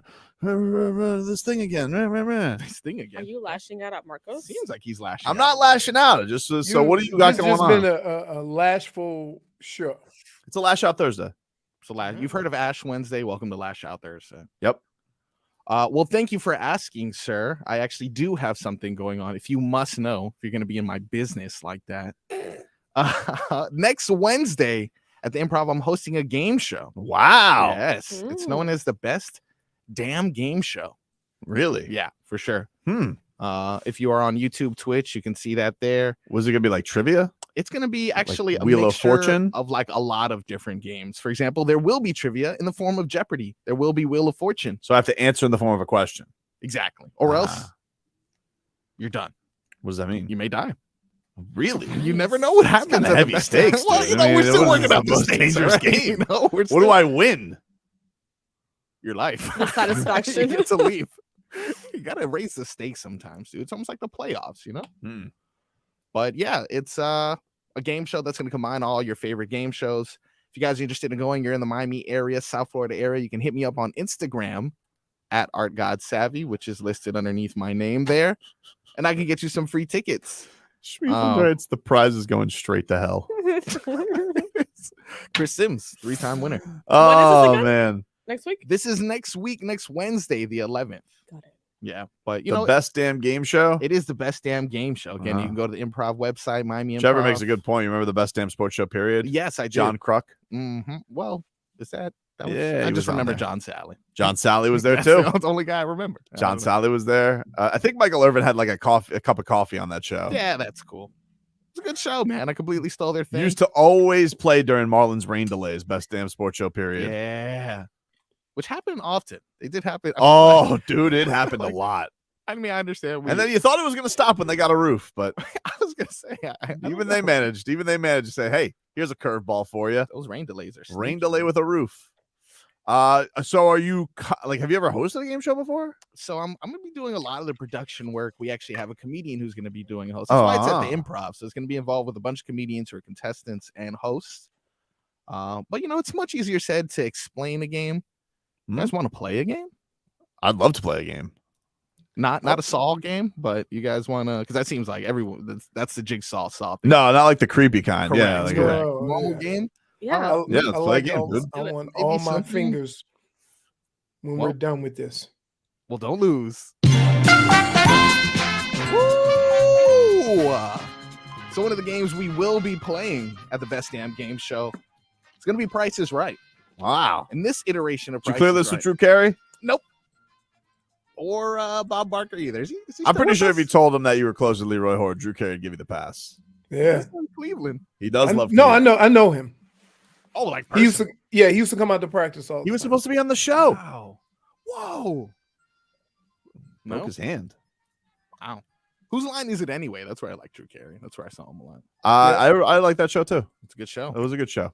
Bring that to the Improv. So what are we doing here? Essentially, right now, I'm just going to give you guys some Miami related themes. Okay. Or something that's close to the show. Hmm? And you guys are just going to attempt to guess the price. And I will reveal what the actual price is. Just get used to the whole game show vibes. Are you guys ready? Yep. All right. Item number 1. Is that your stomach again? No, yeah, Leroy. Leroy, are you serious, dude? I Go just eat a love how he sandwich. just Stop stays the there. music. Stop. Can I hear what? If you guys were here last, can we hear what came out of Leroy's tummy last segment? Stand back. Yeah. This came out of Leroy Horde's tummy. Bro, What the hell was that? What? Okay. Leroy, what the hell was that? Leroy. Sounds What like the your hell? stomach farted. I just ate a big breakfast. You ate? So you Wait, ate? what, That's you what it's ate? doing? This isn't hunger? That sounds like hunger. Oh, No. no. Something's brewing in there. That's what's going on. That No, was I'm good. See, I'm I good. told you I saw him eating earlier. Dolphin Kane says that sounded like a sea lion. He's right. Not good, dude. Bro, Not good. Everything is not okay in there. It's not bubble guts. I don't have bubble guts. Then what is That's that? bubble guts. I don't know. That's what happened when he ate that sandwich last time he was here. Dude, it sounds like when somebody goes to find Bigfoot in the woods. I think it's like hearing it go there at the end is like the tops for me. It really is bad. Dude. It really is bad. How? What the hell, dude? Is everything okay? I'm fine. Are you? Because you Yeah. just made another sound. Do you need a break? Because you're at the home base. That's why he stayed home today. No, I'm fine. I'm fine. Nothing's brewing. I don't think that doesn't sound fine. I don't trust When him you anymore. gotta go, just walk out. Yeah, we We'll won't forgive judge you. I'm good. Anything to avoid this. This was the Miami Heat mic'd up last night.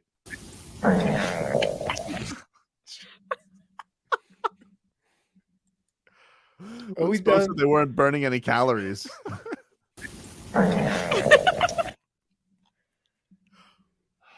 All right, well, now that Anyway, back to the game show. now that we Please, know yeah. you're okay. So, item number one, sticking with the theme of what we just discussed, let's go with a Leroy Horde jersey, guys. Wow. We got a vintage Cleveland Browns official Leroy Horde jersey. This is That's on not real. eBay? This is on eBay. Yeah, it doesn't look real.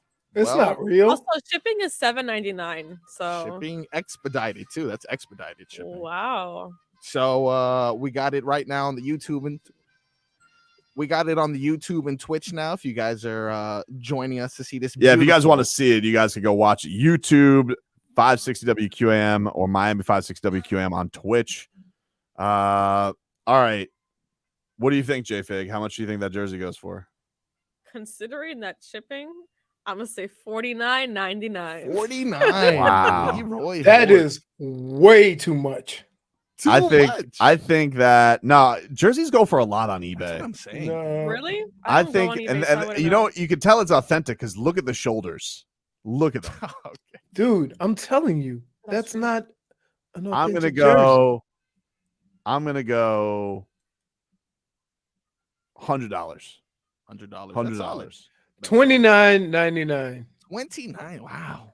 So humble. All right. What is the price, Marcos, of the Leroy Horde vintage jersey? Just to recap, Leroy says, because you know, if you say $1, even if it's not $1, Right, you can't go over. Everybody knows the over. rules. Oh, you So- can't go over. So Leroy's $29.99, J-Fig $49.99. I'm 100. 100. And the actual price of this eBay listed Leroy Horde jersey is $199. Look at you. Ah. Jerseys go for a lot on eBay. Like They do. I'll tell you what, you know one of my favorite things to do on eBay? Yeah. I like going and looking at vintage Marlins jerseys and seeing who they got. Like they got like an Antonio Alfonseca on there. But it's like $400. And I'm like, you know what? He had 6 fingers, and I did love the Dragon Slayer and El Pupo, but just too much. 6 fingers, Yes. though. I That's, guess you know, that that's- thing go. that's- I would say that thing go sit on eBay for a minute. Oh, it's been up there, dude. Yeah. J-Fig makes a good point. $7.99 shipping, not that bad. anymore. $7.99? What? Expedited too. Expedited. All right. Staying in the same realm. This one's for our boy They're the expedited before Scooby. they change their mind. Side-eye scoobs. Side-eye Scoobs. We got a Dolphins pet jersey. Dolphins pet jersey. Yes. And J-Fig might go order that after this show. Yeah, today. but that needs that to be leg. that needs to be extra small. I Yeah, think I'm for gonna sure. go He's actually a small. for a puppy jersey. Yes. I'm gonna start the bidding at. I'm saying 60. I'm gonna go $13. Okay. Well, I like how you said I'm going to start the bidding. And J-Fig's like 60. I jumped the ship. I would go again 13. Okay. $19.99 because I got to think that my jersey is worth $10 more than the dog jersey. Yes. Is this on eBay? This is not on eBay. Okay. No, What's this is on Chewy. On Chewy. Yes. Okay, $60. $60, 13. He says $19.99. The actual price of the jersey. Oh, Leroy went over though. He did go over. I'm 2 for 2, baby. Almost 49. Doesn't matter, dude. Over's over. Wait. Can you change the size so I can see how much that is? Well, I can't. It's a picture. Scooby needs one. I'm 2 for 2, dude. 2 for 2. I'm king of this game. Well, I'm not well. Where's our music? Sorry about that. Make that louder, dude. I want to hear some prices right. There you go. All right. What do we got for how many more we got? We got one more. One more. Let's do it. Actually, we got 2 more. Two more. Let's do it. Let's do it now. It's a big game on Sunday, guys. It's a big game. All right. If you want to support our Fins and you were looking for tickets, 50-yard line, front row. All right. 2 tickets, 50-yard line, front row. Wait. I need to interrupt you for a quick second. I'm so sorry. Mm-hmm. Why are you fake Googling right now? Whoa! Are you not fake Googling? Are you Googling his words? Oh my goodness! First of all, I don't like this. come and look what I'm googling. You can come look. I'm looking at authentic Marlins jerseys on eBay. I was trying to find some funny ones. Guys, checked out. I'm not checked out. I'm winning the game. You are winning. See, you have such a vast. Apologize. How dare you question my my loyalties? Oh yeah. Yeah, that's right. Know, J-Fig. That's right. Oh, Mike Piazza jersey, $300. Wow. eBay jerseys, dude. eBay jerseys for a Mike Piazza Marlins batting practice jersey. $300 for 3 games. Do I know Hall of Famer though? Do I know that he wore that though, or like it doesn't say game used? It just says authentic. So it's just like whatever. They're telling me to check your history. Go ahead. Your history. That seems a bit much. Like I mean, we're playing it stupid. I'm not like it's not like I win anything. I didn't even say anything yet though. That's okay. Look at your Google. All right, what is our next item? So 50-yard line. 50-yard line, row 1, 2 tickets, and you we're not including fees. This is from a third party source. Okay. So face value. Yes, correct. Okay.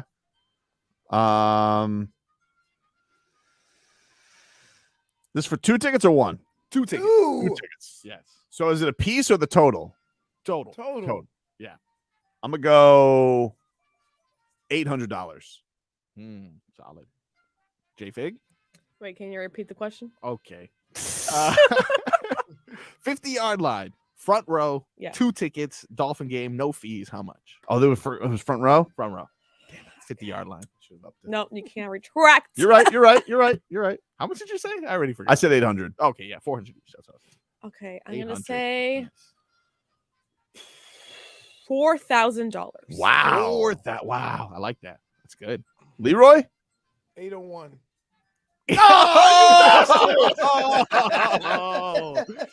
Oh, that's too much room. It's going to be somewhere between this, so it's a great strategy from him. Yeah, it's pretty good. And the reveal is $650 per ticket, total coming out to a whopping $1,300. There you go. Leroy Horde on the board. You go, boy. All right. So we need one more here, Marcos. All right, now this one is an actual physical item. It's not a picture. I don't have it though. What? It's still in use at the moment. Used napkin from J-Fig's lunch this morning. Do we have any prices? Do we have any prices for a used napkin? Do we have any I think takers? you probably will. Yeah, we did. What are you trying to do? Ruin her Instagram DMs? Hey, if it pays my bills, I'm okay with that. As long as you're into goth. You got to take that napkin. Oh my god. Okay. Just got a death stare. You want a napkin with some eyeliner on it? Is that what's going on? Leroy. What are we doing? All right. We'll be back after this.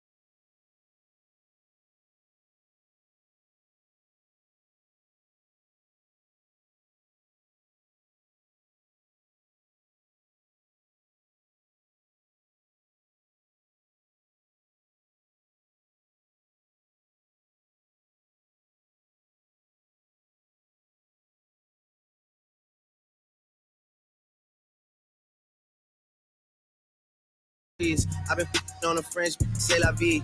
I just put them on a jet, now they all Italian. Way I'm dressed until I've been to $1,000. Welcome back, everybody. Tobin and Leroy here with you on 560 WQAM. Take you up until 2 o'clock here.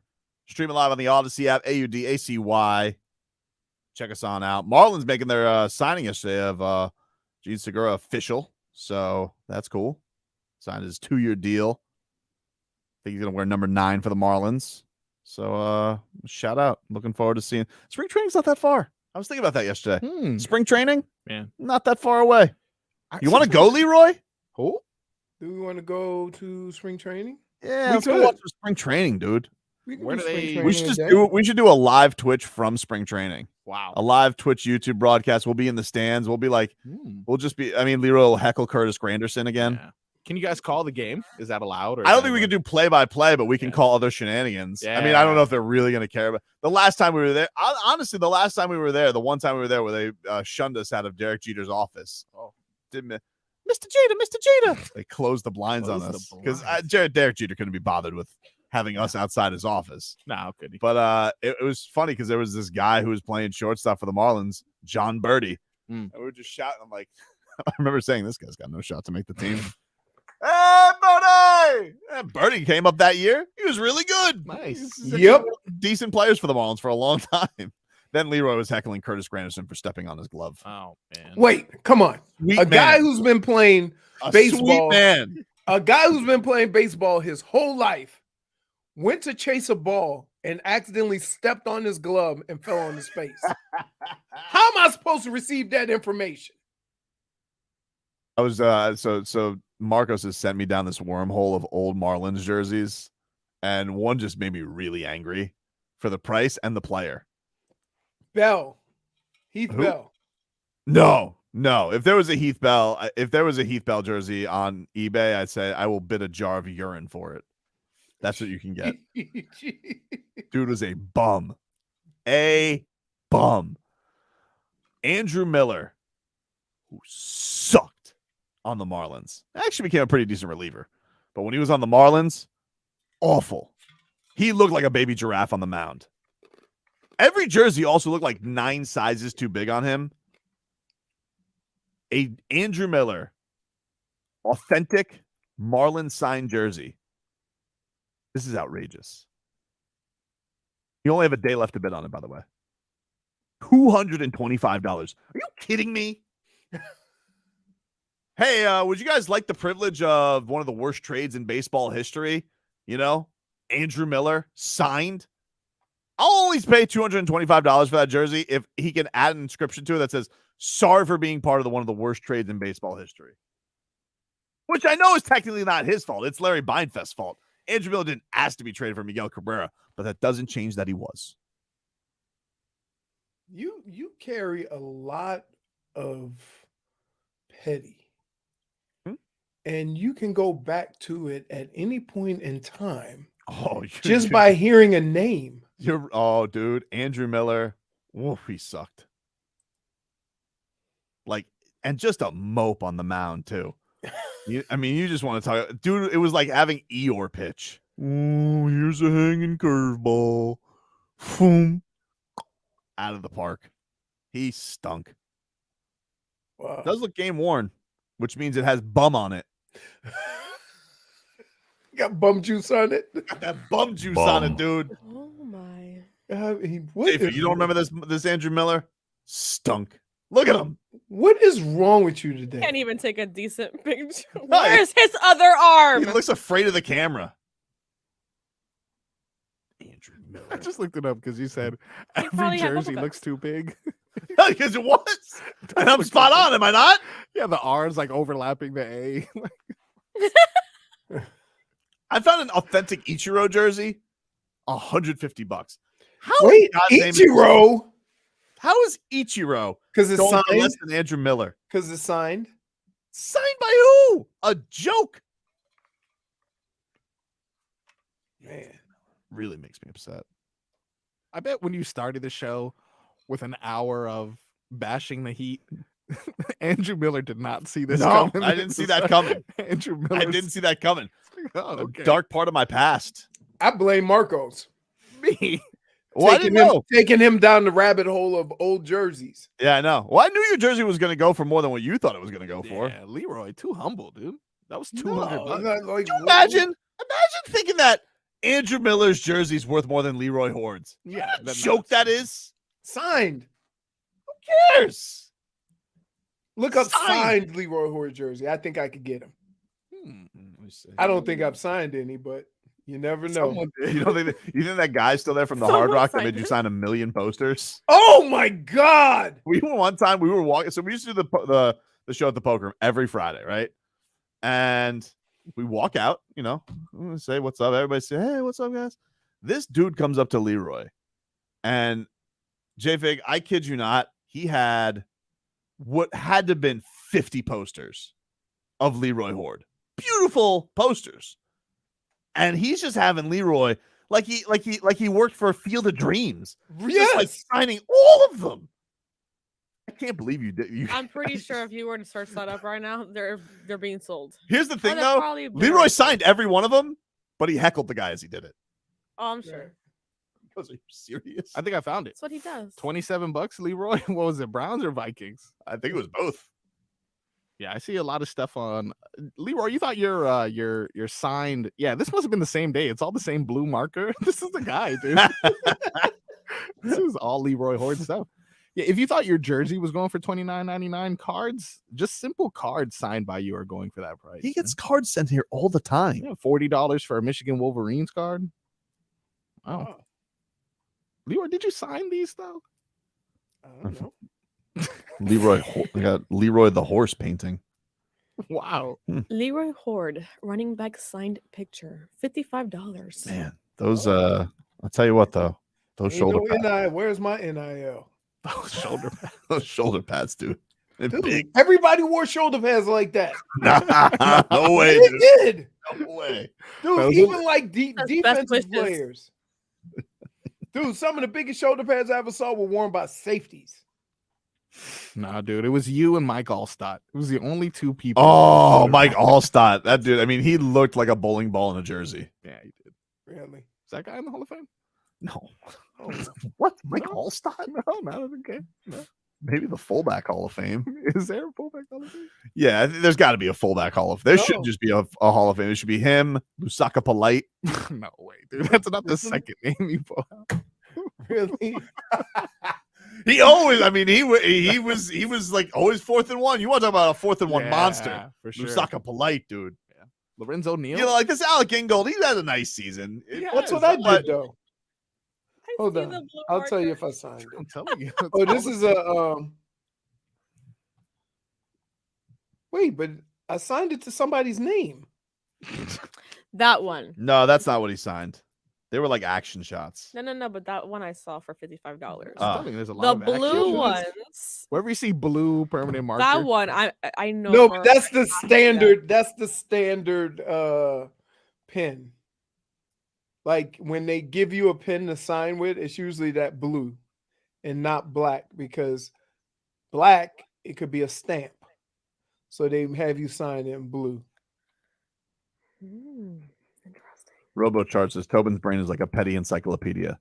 It is. I mean, that's a bit It much. is. Like That's I'll not- mention a random guy, dude, bomb. Like he just come at me. I'm like, hey man. Look, you're either gonna get some childhood love from me, or I'm gonna think especially if it's a Marlin. Like I'm gonna go and be like, oh, red and yellow Pinto. Whoa. I found one with your shoulder pads. Really, what are we doing? Do you have those Love it. anywhere? Are there any shoulder pads in your storage? No. Who saves equipment? What'd you do with them? I don't know how it works. I have helmets. That's cool. I have a helmet. So the last game we played in Cleveland Browns Stadium, I got everybody to sign my helmet. That's pretty cool. Yeah. And I have a Ravens helmet that I took when I left there. You just took it? Like Yeah. did they ask for it back? You want to hear something crazy? Yeah. So we were in camp, And some kid, he was a cool kid, came up, said, "Could you sign something for me?" "Yes." "I don't have a pen." I said, "Well, here, kid, take my helmet." Right? That's pretty cool. I go inside. The trainer comes at me with, I never seen equipment manager madder than he was at me. I'm talking about in all the years I've been in sports. What? Yes. He says, "We don't have backup helmets. We just got those." So they had to go to the kid and take the helmet back. Wow. Yeah, I had to sign a whole bunch of other stuff. Give him a jersey. Gotta have some negotiation. So I bet you that kid had the first autographed Ravens jersey. Because That is pretty cool. Yeah, because he had to give up the helmet. Because they didn't have any back. Usually you have 2 or 3 helmets. And at that point, they just got the helmets. So Speaking of helmets, with this Tua concussion thing, I've heard a lot of buzz on this, and I think I don't know if this is something I should think is stupid or if you actually think there's something to it. I'll tell you. Because I feel like everything Tua does gets scrutinized. Mm-hmm. People are now criticizing the way he falls. Like, is that a thing as a quarterback? It's just an unlucky thing that he manages to fall on the back of his head all the time. But is he doing it wrong, or is it just that's just unfortunate because he's getting thrown like a rag doll? I'd like to challenge anybody that I pushed it in their chest as hard as he gets pushed to have them be able to use their athletic ability and maintain and stay upright. Because I've been people are like, "Oh, he falls wrong," and then you're like, "Oh, you got to get him a new helmet." I'm like, what is he? He's gonna have the Wes Welker Great Gazoo helmet? Like, what are we doing here? Oh, there's a bunch of guys that had that. You know who else had it? Who's one of the first guys? There was an offensive lineman for San Francisco, and Don Beebe. Don Beebe used to get knocked out every other week, where he had be laying on the field with just the arm sticking up. Don Beebe, he definitely was one of the OGs with the big helmet. I mean, no, man, see, I hate when we take unfortunate events and make them, yeah, that was my stomach. Dude. Are you sure you're okay? I'm fine. I've never heard you like this. I know. I don't know. What did How you much eat? can Let me see. one of those go on sale for? Let me see. I had 3 eggs over easy. Okay, nothing wrong with that. sausage. Oh, and hash browns and toast. Oh, so you just had a man's lumberjack breakfast. Yeah, but the hash browns, I didn't too much eat the hash browns because the hash browns fill you up. How much sausage did you have? Sausage. I love sausage. Love sausage. Dude. Look in your eye right now. No wonder he's leaning. You were just it was like Looney Tunes. Like I could see the thought bubble. Sausage. I love it. I love sausage. and not just sausage, right? It's got to be sausage patties. Oh my God, dude. Okay, no wonder. No, you can't. Sausage links suck. Anybody who eats sausage links suck. I prefer a link. Huh? I prefer a link. Really? Yeah. I like the patty. I don't like that skin. By the way, I should have mentioned an hour ago, the Bills tweeted out, per physician's care for Damar Hamlin at the University of Cincinnati Medical Center, Damar has shown remarkable improvement over the past 24 hours. While still critically ill, he has demonstrated that he appears to be neurologically intact and his lungs continue to heal and he's making steady progress. We are grateful for the love and the support that we have received. So that's I think he's still in critical condition and if he is not breathing on his own. It's simple. I think it's simple as that he's still like, if you're not breathing on your own, and they said yesterday they said he was at 50% breathing on his own. until you can 100% breathe on your own, then you're still in critical condition. Apparently, he said. He opened his eyes last night and was responsive. So it seems like things are really moving in a good direction. Yes. Oh. Well, that's weird, man. Like, think about that. We're celebrating. He opened his eyes as a big step. That's the severity of what happened. You know what I mean? It's a crazy thing, man. Like, again, even thinking about it, I'm just terrified. Like how in football is a dangerous sport, and I get that. That is a fluke injury.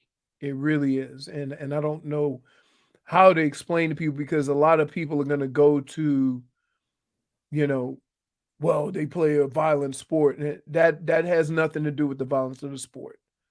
To just get hit like that and have those events happen just from just a random tackle, no. So good. It's good to see that he's progressing, man. And I hope that his family and everybody can at least start feeling a little bit better, that he's to the point where they can feel that everything's going to be okay, because I don't know if he's there yet.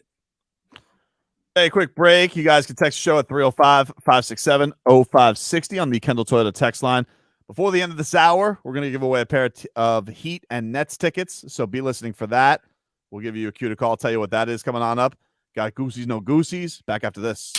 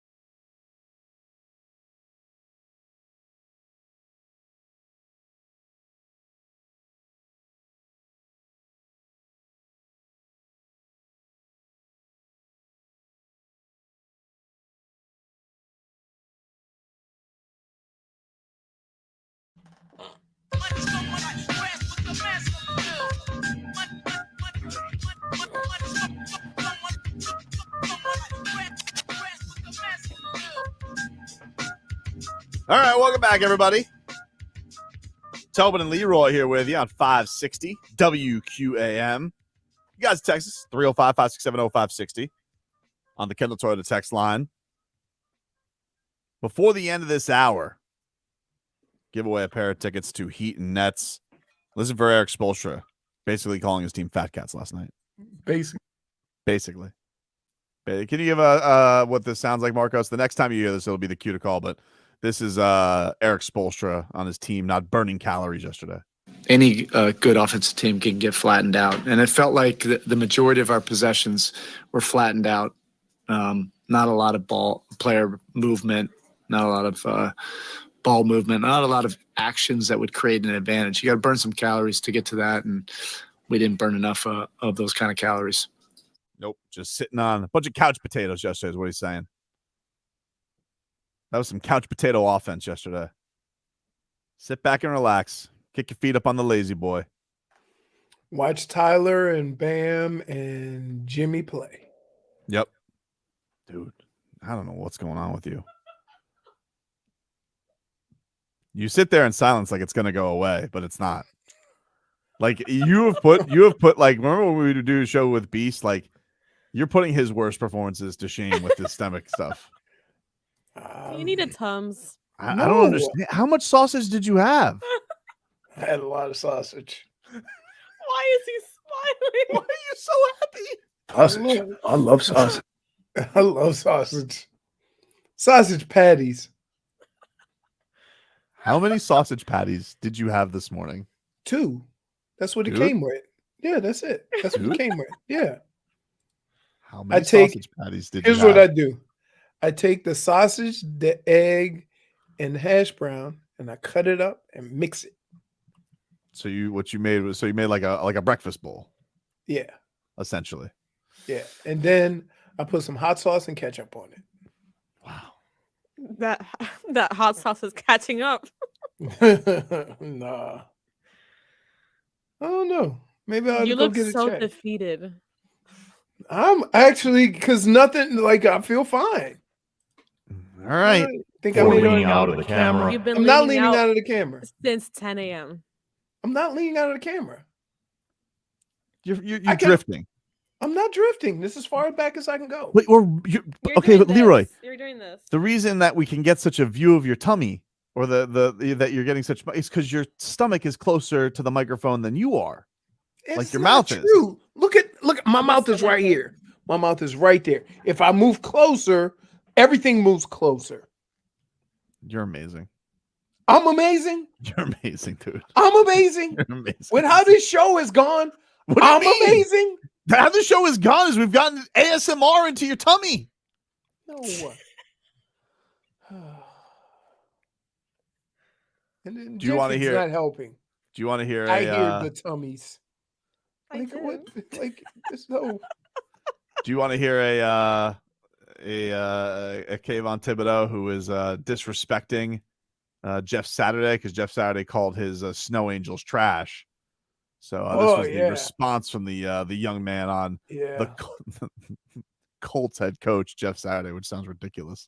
The other team's coach had a problem, and he's the guy who played the game. The That's other what I'm team's saying. players I don't had know a who problem he with is. it. Not just who, like anybody who comments on it, unless I know who they are, doesn't really affect me. So what do you think of that, Leroy? A lot of people mad at him for saying he doesn't know who Jeff Saturday is. I think he's just trolling. But what do you think of Kayvon is basically saying, I don't know who he is. Who is that? I mean, I don't think he realized that was it Carson Wentz was hurt.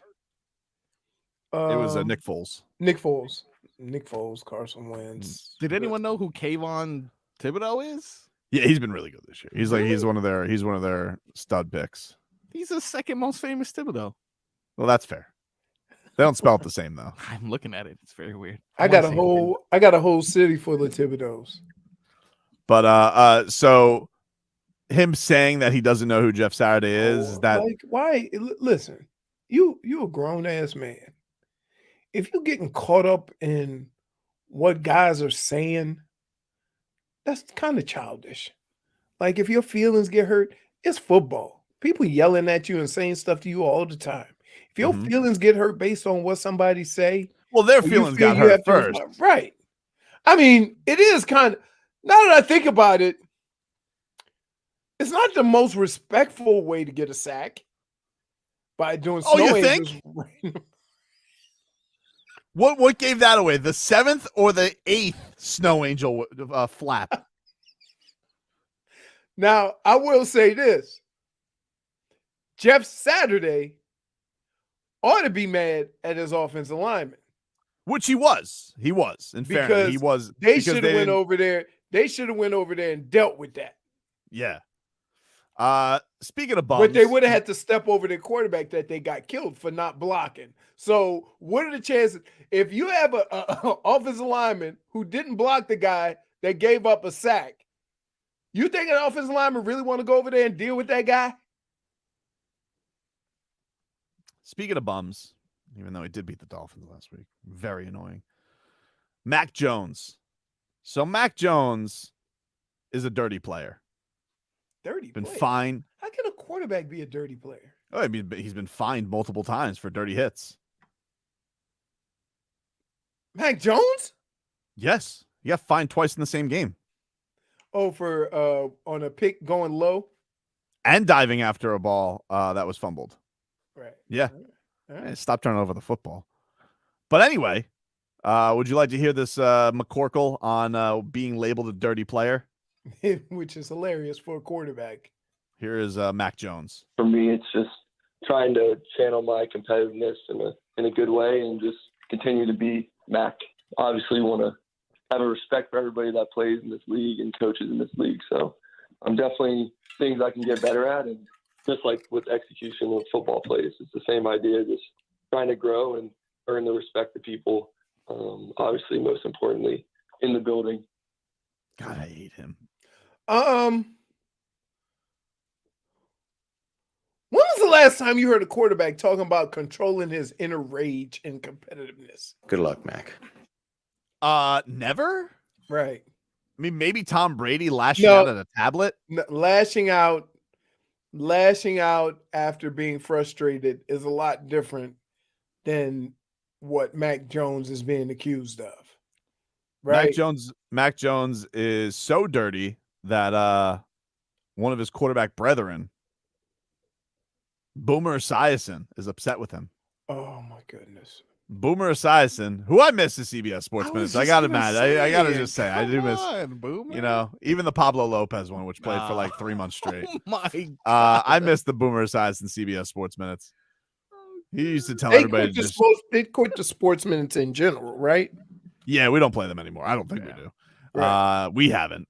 But Boomer Esiason basically telling McCorkle, I don't like your face.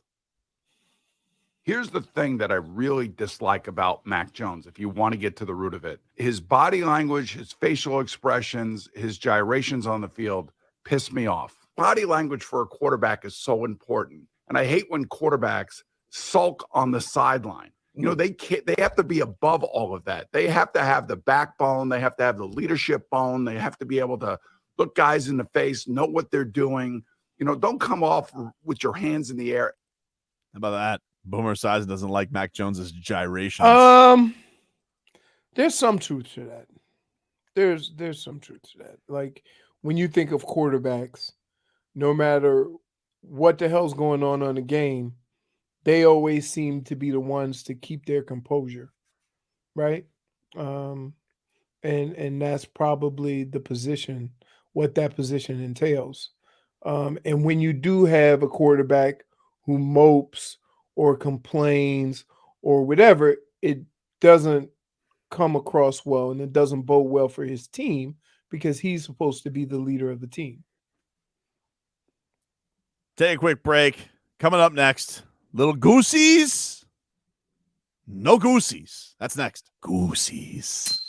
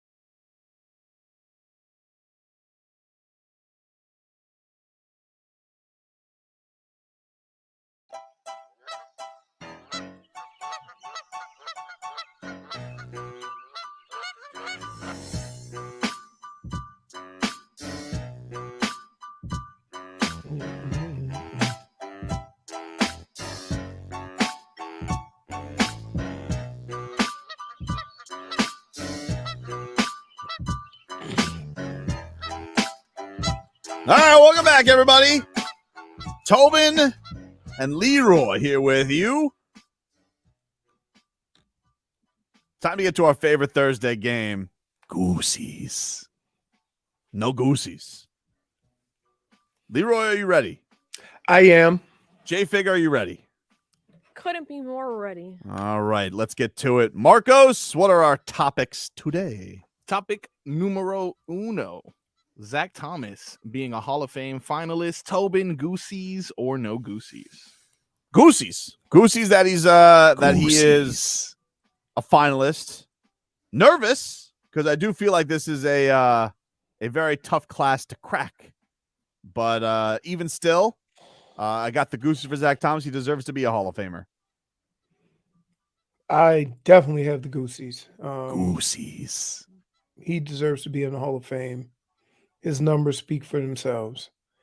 He can't make any more tackles, no more picks, no more sacks. And I'm a believer that if your numbers were good on Tuesday, they're good enough on Thursday. So I don't know what the problem is. His Hall of Fame credentials have nothing to do with the other guys. And it's a bit a shame that now you have to choose, right, between them or Zach. And that's unfair to the whole situation that he's been put in, doing nothing wrong. What about you, J-Fig? You got the Goosies for Zach Thomas? There's Goosies indeed. Yeah, you got to have Goosies for old Zach. Goosey! What's number 2, Marcos? Coming in at number 2, the Heat wearing their throwback uniforms starting on Sunday. Goosies or no Goosies? It's Goosies galore for me. Goosies galore. But I'm still mad at them. Okay. So, But the jersey you like. oh, the jersey I love, dude. And by the way, they bounce back and win. Great trip. Great trip. If they go 3-2, I'm going to be happy. But they disgusted me last night. Okay. You're Tobin the Hedgehog. You What just the hell does hedge. that mean? You I'm hedge not- all your hot I don't takes. hedge anything, dude. Do not call Really? me Tobin the Hedgehog. I don't appreciate that. Okay. I'm You not are. hedging anything. I You feel how I are. feel now. I feel how I feel now. And I'm just telling you that this is how they make me feel better. Is your excuse because it's 24 hours? No, I would be upset. I'm going to be upset about this loss all year. This is Yeah? there was a bad loss. Embarrassing. All right. Embarrassing. LeBron. Put your thumbs away. I have no Goosies. Wow. All right. No Goosies. Yeah. No Goosies for No new- Goosies for the for throwbacks, huh? No. All right. All right. J-Fig, you got the Goosies? I have the Goosies. I just don't have the Goosies for your attitude. Goosies. For lashing out. What were you lashing out for? You lashed out at me during commercial break a couple hours ago. What did I lash out at? A couple hours ago. Couple hours Wow. ago. Want to talk about Still petty? holding on to it. You've been holding on to that for a minute, huh? During the second segment of the 10 o'clock hour. 2 hours ago, specifically, you lashed out on me during commercial break. Sounds like him. And it's on video. Well, Wow. Oh man. number 3? Number 3. Coming in at number 3, Stephen A. Smith thinks the Dolphins are dangerous if Tua is back for the playoffs. Goosies? No Goosies. No Goosies, but I appreciate it. No Goosies. Yeah, no Goosies. Like Stephen A. Smith, he's been a Tua doubter, and now all of a sudden he's on the bandwagon. Well, that means Tua changed his mind. Wait. How dare you? What? 2 minutes ago, say how discouraged you are, but you will feel all warm and fuzzy if they win. I don't need his belief. And you're not gonna give somebody else the same opportunity to change their mind or their opinion about a situation? I just feel like he's setting up a trap. There's something about it, you know. What? It's something about it. I don't He trust it. basically did the same exact thing you did.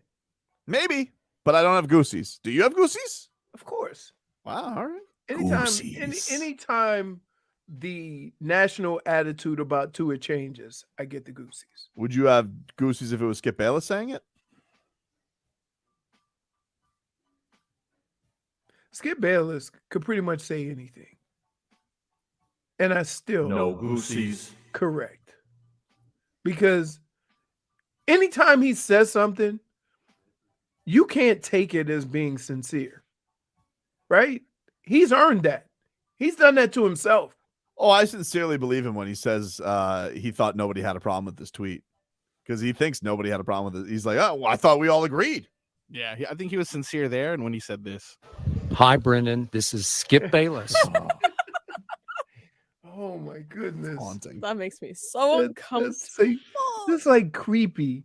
Only thing he needed to do was ask you if you wanted a piece of hard candy. You want a piece hi, of Brendan, hard... this is Skip Bayless. Hi, Brendan. You want a piece of hard candy? Also, are you supposed to say your name? Like, is that? I Like believe standard? he doubled down on that the full thing where he says the real Skip Bayless. He did. I think he said I gotta play the full thing. Play it. I gotta play the full He thing. didn't just say it was Skip Bayless. He then doubled down on it. Hi, Brendan. This is Skip Bayless, Oh. the real Skip Bayless, wishing you a happy birthday. Any friend of Joy Taylor's is a friend of mine. I appreciate your support. I hope you have a great birthday, and I do appreciate you hanging in there with me all these years. I don't hang out with him. I do not hang out with him. So basically, he said, me and you, Tobes, samesies. That's what Skip Bayless Do you said. agree with me? Yeah. I don't like this. What's Hey. number 4, Marcos? Hey, your mouth. Hey, that's your JV, fault. do you have the Goosies for the jerseys? I forgot what it was. And Throwback jerseys. No, for it's Sunday. not. No, we passed that. Sure. You know, you just all the Goosies were lost when it came to the Stephen A. audio. Yeah. Oh, Stephen A. My Dolphins. bad. Oh, is Yeah, that what Stephen we're A. doing? Yeah, Okay. yeah. Dolphins. Yeah, I don't remember. Just know because She doesn't Bayless remember. ruined it. Yeah, sorry. No Goosies. All right. No Goosies. Still There shivering. you go. What's next, Marcos? Coming in at number 4, the Miami Hurricanes got a brand new super football facility. Yeah, this looks I think I saw cool. it was $100 million or something like that. Yeah, you Didn't got we the. just get a. I thought they did facility? too. Yeah, this looked. It looks pretty cool. Also, where the hell are they putting this?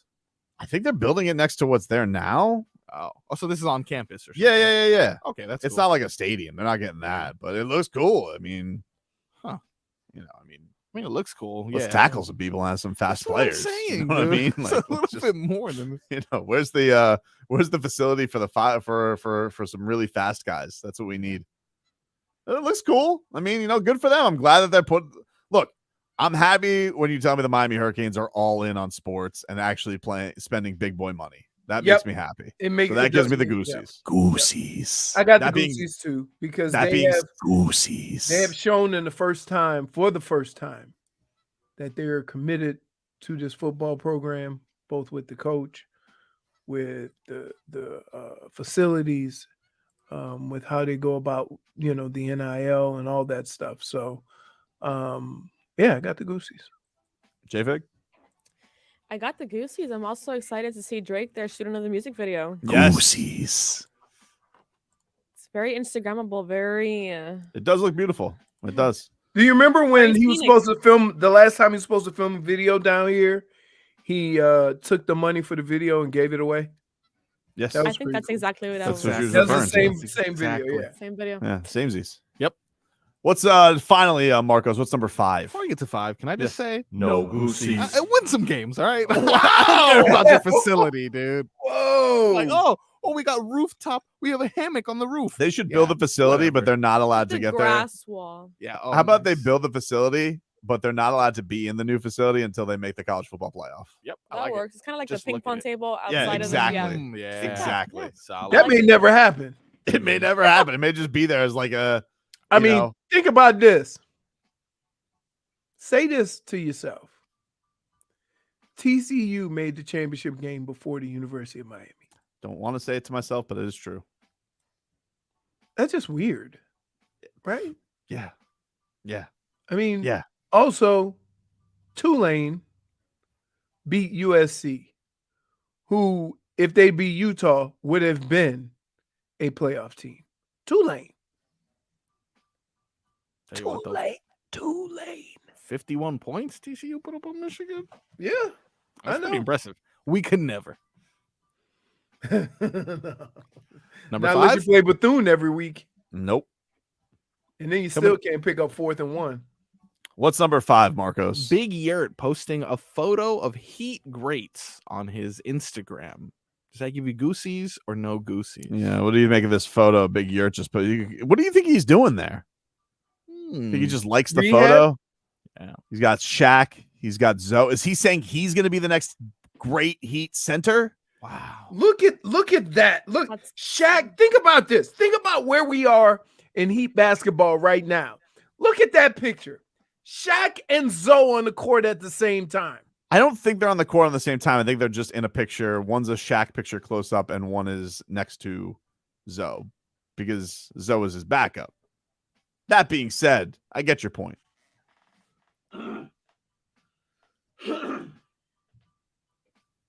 Why are you looking at me like that? Because we don't have Shaq or Zoe. Yeah. We got Bam.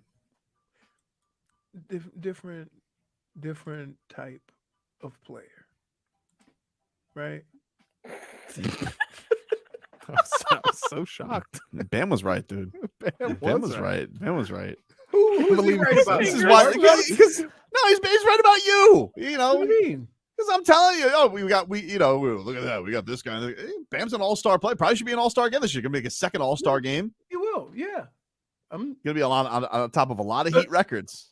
Again. All-time all-time Eastern Conference block.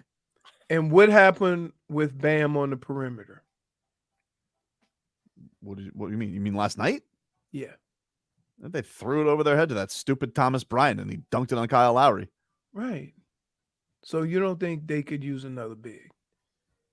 I think they could use a lot of guys who could, they could use anybody who could defend besides him because he's like the only guy on the court who's got that talent. I've been saying this all year. You've been brushing me off. But here's the thing: you're saying that when you say like, "Oh, he's no Shaq, he's no Zoe," I'm like, well, it's not his fault that they don't have another big. He didn't choose it.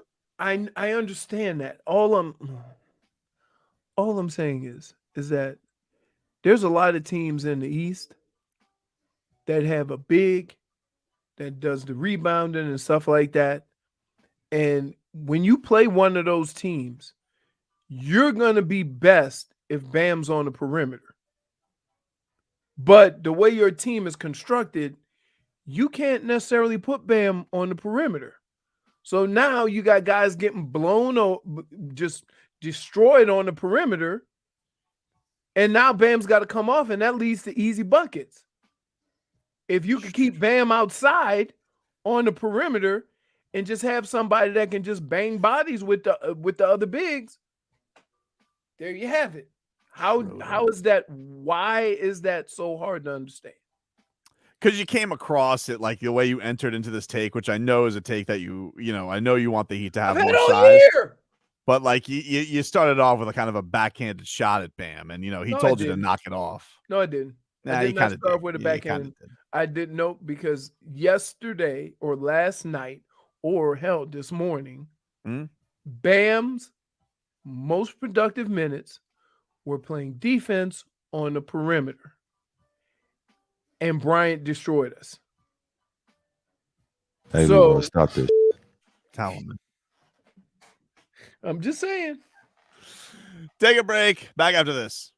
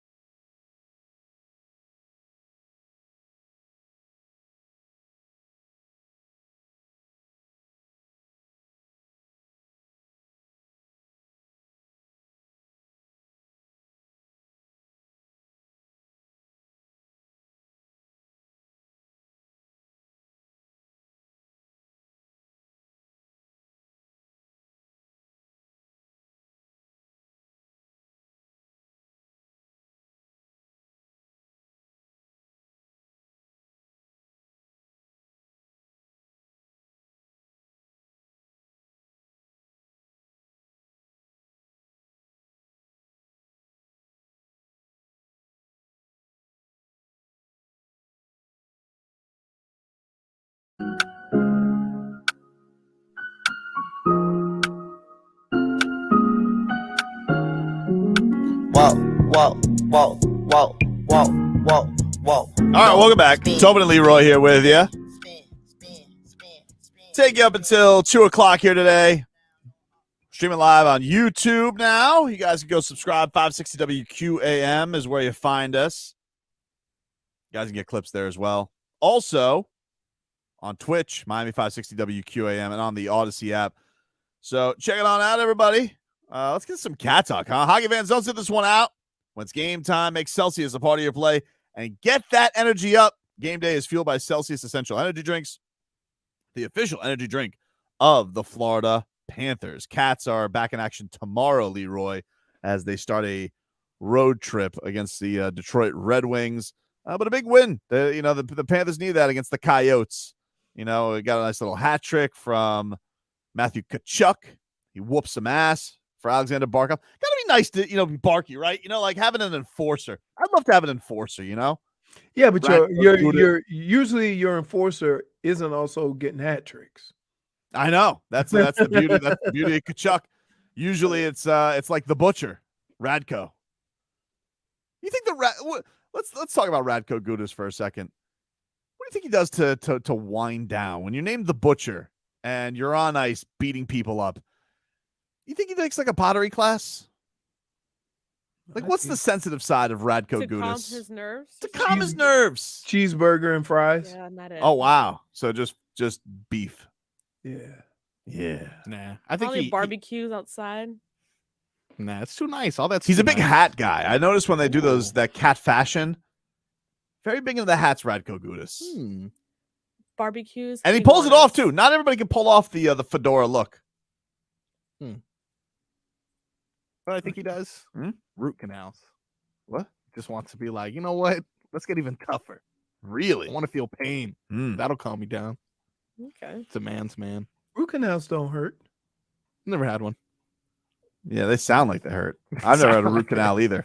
You Yeah, guys wanted me to. You're dodging it like the draft. I'm not dude. dodging anything, dude. They lied to me. They're like, "Oh, you're gonna have to get your wisdom teeth pulled." I said, "Oh yes, suckers. Look at this. Pain's gone.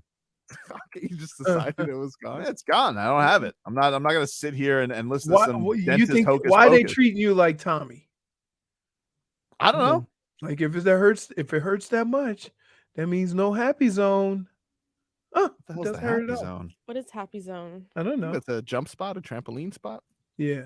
Sounds like a trampoline That's spot. they got one of those near my house. Adrenaline. Aren't you in the happy zone right now? Leroy's happy zone is sausage, apparently. This guy really loves. If you guys missed it earlier today, Leroy Hord's stomach because of having many sausage patties. That's the worst something, of dude. worst. I mean, I it's really. It almost seemed like it would have been better if I'd have just farted.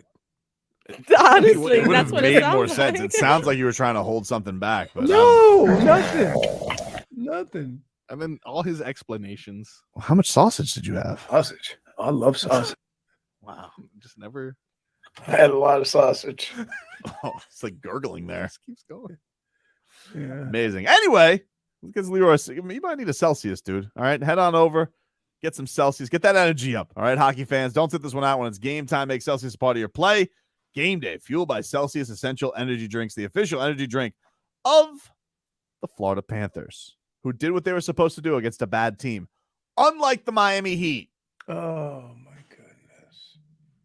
Can I hear Spoelstra after yesterday's game? Not the calories one, although we do have to play that for our cue to call because I did lie to people and say I would give it away last hour. I'll give it away this hour. So, and if you complain about it, guess what? You don't get the tickets. So how about that? But can I hear Eric Spoelstra at the start of yesterday's press conference? Here is Spo on his team. Disappointing. Disappointing. It seems similar to the end of the Denver game. The Lakers scored 11 out of the last 12 possessions. What were they doing that you couldn't stop them? It was they've kind of set the tone in the first quarter. Just driving and attacking us relentlessly, and we just weren't able to get a hold of that part of our defense.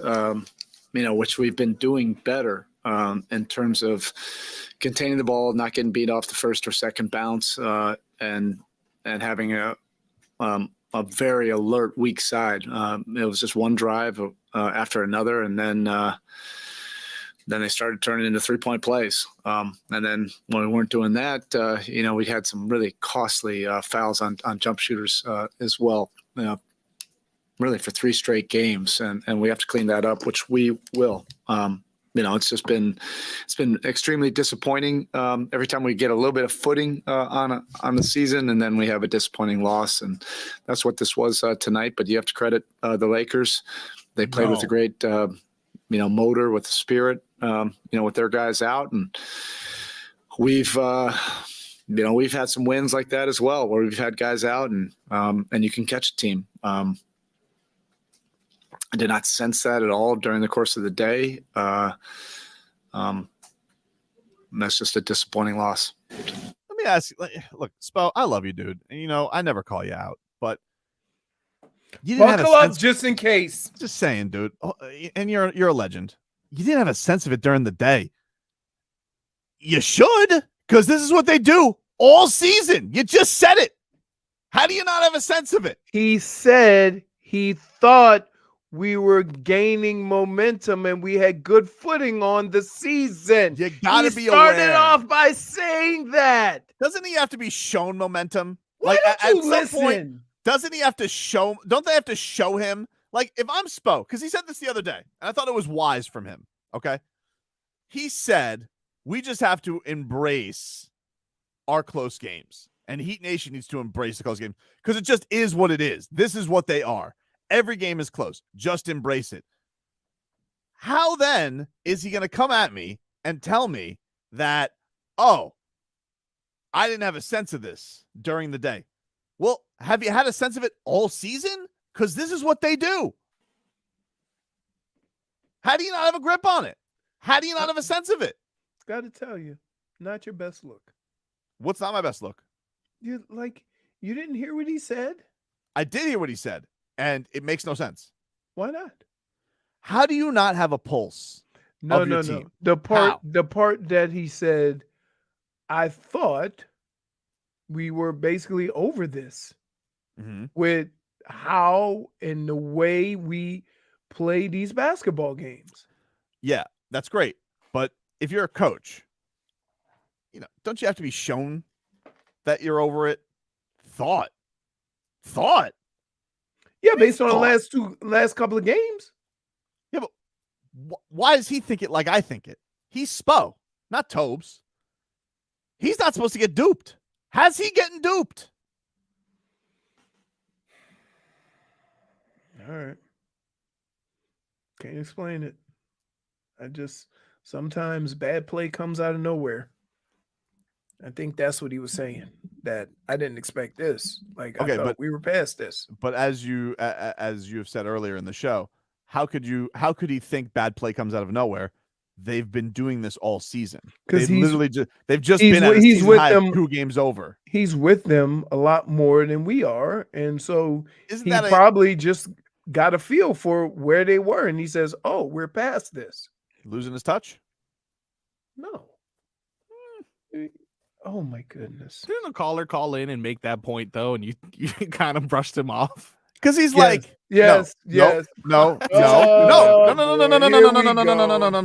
The caller said, "Are the players not listening to him? Are they falling on deaf ears?" That's losing touch. No, that's literally the opposite. No, I'm asking, is Spo losing touch with his players? What is wrong with you? Completely different. So you're saying the player?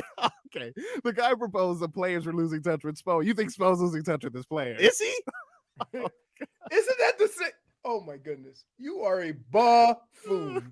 What is wrong with you? Just complete opposite thing. We're arguing 2 different things. Semantic samurai. Yes, it's like arguing between swimming and walking. It's different. Say it again. Say it again. You lost me. Really, it's you really lost me. And when I mean lost me, I mean lost me. Like the caller asks, are the players not listening to Spo? Which I don't believe. That's stupid. But is Spo not quite in touch on the pulse of his team? It's different. It's like you're arguing 2 different directions. It's like arguing the North Pole and the South Pole. I wanted you to use that analogy you used before. Don't try to do a new one. It's like arguing between swimming and walking. Two different motions. I mean, one, you're using your legs to stay upright, and the other one, you're using your legs to propose to. What are we doing? What are we doing? So, what is it? Propel yourself. All right. You're using legs. It's not the same though, Marcos. Like, don't say like. Oh, you just I love the way he just totally just ignores me and starts talking to Marcos. He's trying to figure out what you were saying with purpose or something. Yeah, no, swimming. You're proposing to your legs. No. Will you marry me in this exercise? Oh no. Dude, here we go. You gonna turn that and put it on me. This is about you. It's not about me. I'm just like, what do you mean? I didn't have a sense of this all day. All right. Well, did you have a sense of it? Like maybe after you lost to the Spurs, you should have had a sense that it could happen at any moment.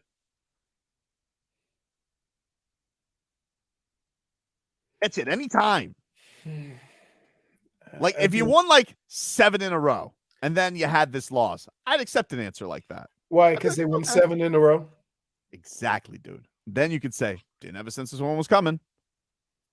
And well, I think they've lost. I think they've won 8 out of 10. So you may say, that's a pretty good run there. Yeah. It's not consecutive. There was still a breakup in there. So they've won 8 out of 10, and you're complaining. Dude, you can't lose that game. If you win 8 out of 10 from here on out, you're going to be in good shape. Yeah, but you can't lose that game last night. You'd Why? agree, right? They got pros too. No, they don't. I like it. Good job. I mean, Westbrook's a Hall of Famer. Yeah. Okay. He is. I mean, he's only been the most scrutinized player in the NBA this year. You don't think that Russell Westbrook is a Hall of Famer? He's obviously a Hall of Famer, but dude, come on. You don't think you think that's MVP Russell Westbrook? No. He was blowing by everybody like he was, except Bam. It's ridiculous. You're letting that guy flex on you. Kendrick Nunn yesterday. Oh, Kendrick Nunn hasn't done anything in 2 years. Kendrick Nunn sighting, huh? It was an everyone sighting. That Bryant guy, no one's gonna hear his name for the rest of the season. I promise. They just what like you will because Street Clothes is out. Thomas Bryant, like they stuffed him in a locker a week ago, and this guy comes out there, and he looks like Dwight Howard. Street Clothes. That's why. Street Clothes wasn't in the Miami game either, dude. He was out there, but that's why Bryant was playing more. Austin Reeves, stupid haircut. Hey, Mac Jones of basketball. When they said Austin Reed, I was like, wow, he's still playing Big Country? That was a different guy. Oh, man. Well, if you stop swimming, you drown. That's what we got today. See what you've doing? See what you have done? Dade South says Tobin's been a Hall of Blamer today. Yep. Woo, goodness. Nice. I just don't point for Twitcher. I didn't realize that you guys were in the good try, department. I thought that we cared about results. That's all right. Good for you guys. You guys live in that world. Participation trophies. At least you tried. You showed up. That's just it. We're questioning their trying. Right? Is that where everybody went after this game? Oh, first quarter, I was just like, Jesus, look at them. I mean, they barely look like they wanted to dribble. Sorry, it was such a hey. Listen, guys. Sorry, it was such a headache. You had to play 2 games in LA. Without traveling. Yeah, without traveling. Yep. Sorry, it was such a headache. I didn't know. You would have thought they would have their black belts in being able to handle a distracted city. Apparently not. Only you have a black belt. Huh? What's my black belt? What do you mean? You're a samurai. Dude, I'm not a semantic samurai. Yeah. Stop saying that. Yep. You should just walk into the studio with 2 of them big old blades, and one of them says hot take, and one of them says change my mind. and then you just duel it out. How's your stomach? My stomach's great. Is it? Yeah. I don't know if I'd say great, but Game Boy 305 has referred to me as Cobra Lie. That's a point. Witcher. Schmeathen. Tobin is the Kung Fu Panda. Point for Twitcher. Oh my goodness. Yeah, I mean you earned all of this. It's South. The last Samurai. Point for Twitcher. Oh, so that means Shams would be the last Samurai? Point for Leroy. Back after this. Any good offensive team can get flattened out. And it felt like the majority of our possessions were flattened out. Not a lot of player movement, not a lot of ball movement, not a lot of actions that would create an advantage. You got to burn some calories to get to that, and we didn't burn enough of those kind of calories. That's your cue to call. AM.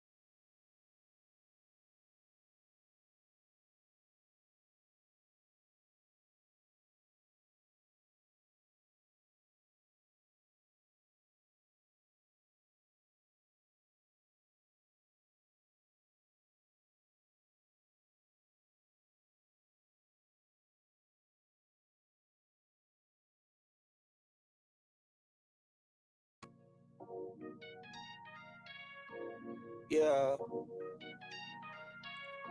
No cap. No rap cap. I to the top. Oh, the Tobes anthem, dude. Like hot sauce. I got drunk in this clean route. Baby, give me that mean mouth. How is this? Because I take the top off dripping like hot sauce, dude. What? That's what I do. Oh no, dude. Man. Hey, some news coming across the wire. It looks like the first actual consequence that Dana White is going to face from Oh, nice. So he was starting up this power slap league that was going to be airing on TBS, which, have you seen this, Leroy, when the Russians basically just stand at a table and slap one another? Yeah. Well, Dana White was getting some promotional muscle behind it. He was going to basically do like an Ultimate Fighter type reality show for the Power Slap League. And that's what it was going to be. So it's not a new sport, but it's got, you know, one of the best fight promoters behind it now. He was going to try and make it a thing. And it was going to air on TBS. That was going to be the home for it, where this reality show was. And Jeremy Botter, who's covered mixed martial arts for a long time, he says a Warner Media source tells me Dana White's Power Slap series is no longer listed on any internal programming schedules. All ad spots have been dropped. The death of the deal, I'm told, is basically just paperwork at this point. So they are not going forward with his show, which I believe was supposed to debut soon. I think like in a week or so. So kind of the first, really the first fallout that he's faced at all from this. Because I was thinking, the Russians ain't backing out. Excuse me, Dana, what you mean? No more Power Slap League. Just why? Because of your incident? That sounds like your problem, not us problem. No, I think the Russians are still doing their own slap thing. And this was like, I think they were supposed to like Americanize it. You know, they were like bringing it here. I mean, I got to tell you, if you ever watch videos of this, crazy. It's crazy. Yeah, it's crazy. Like, because dudes just get knocked out right on the table from slaps. It's been the Dana White thing has been a wild thing to see, though. He has not faced any repercussions. And the thing that's been wild about it with ESPN, I was wondering, see, this is foolish of me, because I thought, man, Disney having this on them, I thought for sure was going to be something that is going to lend to him getting punished. And it's been the opposite. They have covered this up and washed over it with the softest of soft. I was watching Stephen A. Smith yesterday, and what they did on First Take, quite frankly, they would have been better off just ignoring it. Yeah. Because what they did yesterday was kind of just give him a pass and say he's a friend. And I was thinking to myself, man, I would rather you just I would rather you just ignore it than say, hey, we touched on it and this is how we did it. And again, I'm not somebody who's saying, I know Dana White's not going to get fired. I know, because I know how the sport has dealt with this issue in the past. I'm not suggesting the man lose his job, but I am saying, can we act like this is not nothing? Can we act like this is for all the football players who have these incidents on tape, Leroy? Kareem Hunt, not with the Chiefs. Ray Rice, losing his NFL career. This guy, everybody is scared to go up there and say anything about it. And it's quite clear. There was a reporter yesterday for ESPN who came out and basically said ESPN and writers have been told, do not write anything negative about this at all. An order from ESPN, which is kind of crazy to me to think ESPN scared of the UFC. Like, I know it's important. They're to not ESPN Plus property. They're but not that's a scared. wild thing. They're not scared of UFC. But what do? See, we all think something should happen. That's just the nature of what transpired. But what do? I just think he's got to go away for a while, dude. I'm not saying he's got to be And what fired. does that do? I think it shows your company, which has had this issues in the past. Mm-hmm. You have to show that the guy who's at the top of it has to face some repercussions. He can't be at events for a while. I don't know if that's 6 months. I saw Kevin Aioli said a month. A month? Come on, dude. Like, then why? Don't like if you're going to you're talking about the guy who's the sole reason for why you make money in the fight game. Right? Yeah, and Leroy, that guy can't be slapping his wife on video. No, I know. He can't. With no repercussion. I'm just trying to respond to why isn't ESPN or Disney doing anything? It's crazy to me. I'm like, I mean, like, look, he's a lot. I know Dana White's powerful. I get it. Life is about tolerance. I'm blown away by it. I think with anything, I'm blown away by how powerful the guy is. For people to, whoa, we're backing up. We're not touching this at all. He's the only spokesperson for. He is the face of the sport. League, You're right. No, a he league is. that generates a lot of money. And I know it sounds, ridiculous, but you think all these organizations are saying, depending on what we do with him, will determine how the fight game moves forward from here as far as we're involved.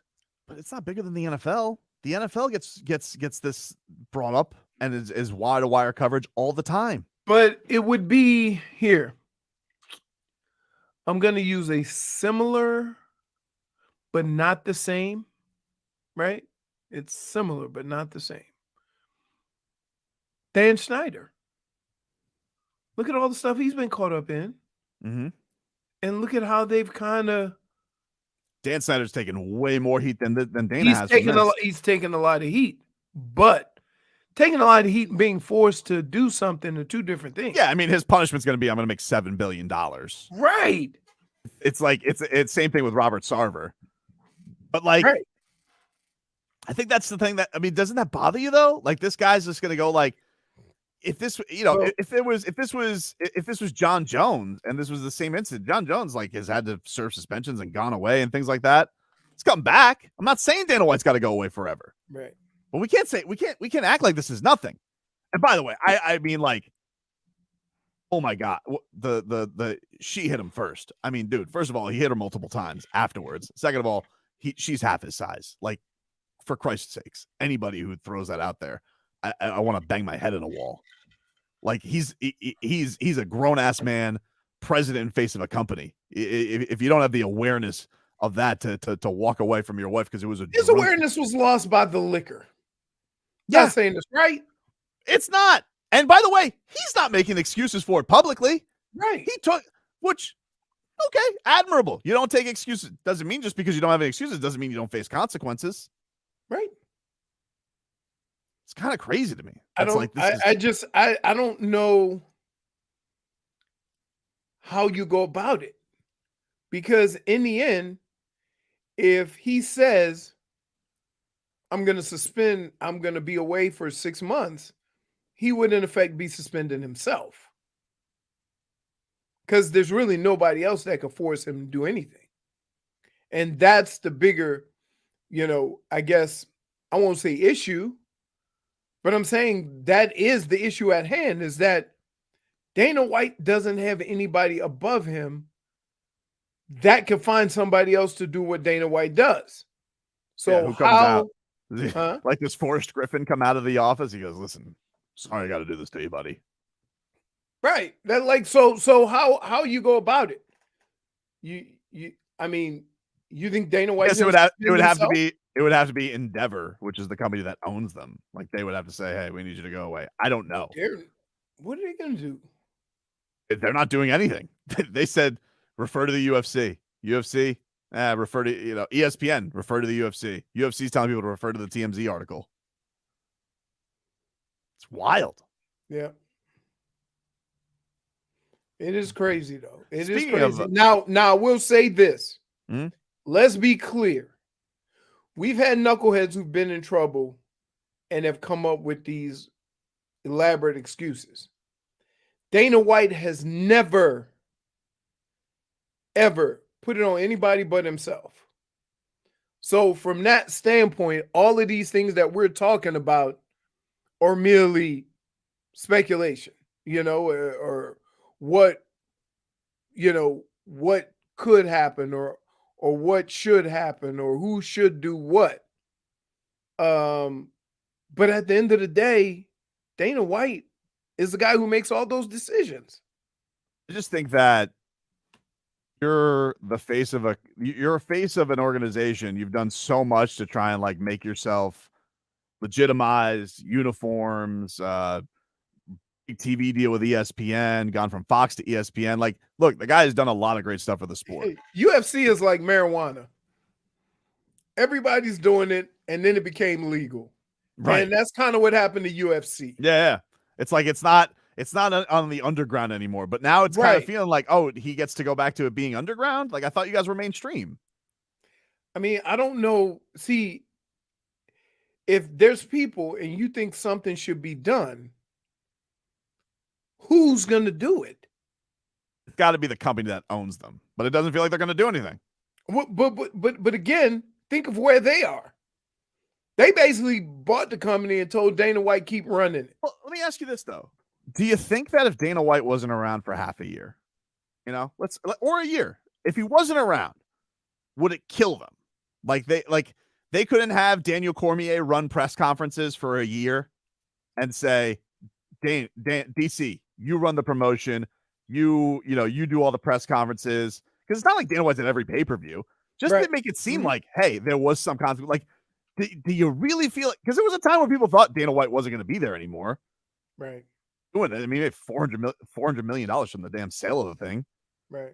Still making a lot of money from it, having a piece of it, which good for him. But I mean, like, you're telling me you couldn't have DC run the press conferences, or Joe Rogan run the press conferences, or John Anik run the press conferences for 6 months, just to act like, hey, we're taking some kind of a stand here. And even Dana acknowledging there's no excuses. He said in the past, there's no bouncing back from this. Okay. Well, shouldn't something happen to acknowledge I effed up? Yeah, I can see it. I mean, I get it. But I mean, in the end, the only person that can actually do that is Dana, right? Does he seem like that type? I don't know.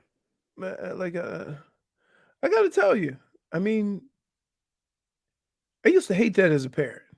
My mom would say, "What do you think your punishment should be?" I hate that too. That's stupid. Like, I don't know. Nothing? So you're asking Dana White to, in effect, punish himself. What if there's like a wheel of punishment? We tried that. Yeah. Dartboard of doom. I ended up with nipple clamps. Can we bring that back? Dana White's punishment is he has to go through every UFC pay-per-view with nipple clamps on. Really? That's it. Yeah, I was thinking of a punishment the other day, but it involves both of you guys.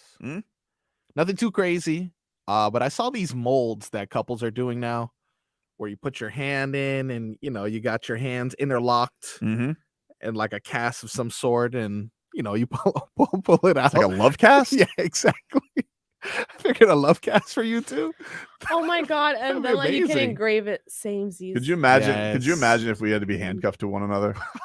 Oh my God. We by the end of it, looked like Dana White's slap league. No, I would say at the end of the day, somebody's taking a swing at it. So, I'm pretty sure it's going to be you swinging at Tobin. No, if I'm telling you, you don't understand. He's gone out of his way to see how far he could push me. And I haven't gotten there. The farthest I've gotten to is idiot and walked away. Right? Like, that's it. Or is it? So what if I've turned my back to the show periodically? Right? Love when you do that. We'll take a quick break. Yeah, no, we're good. That things up on the other side.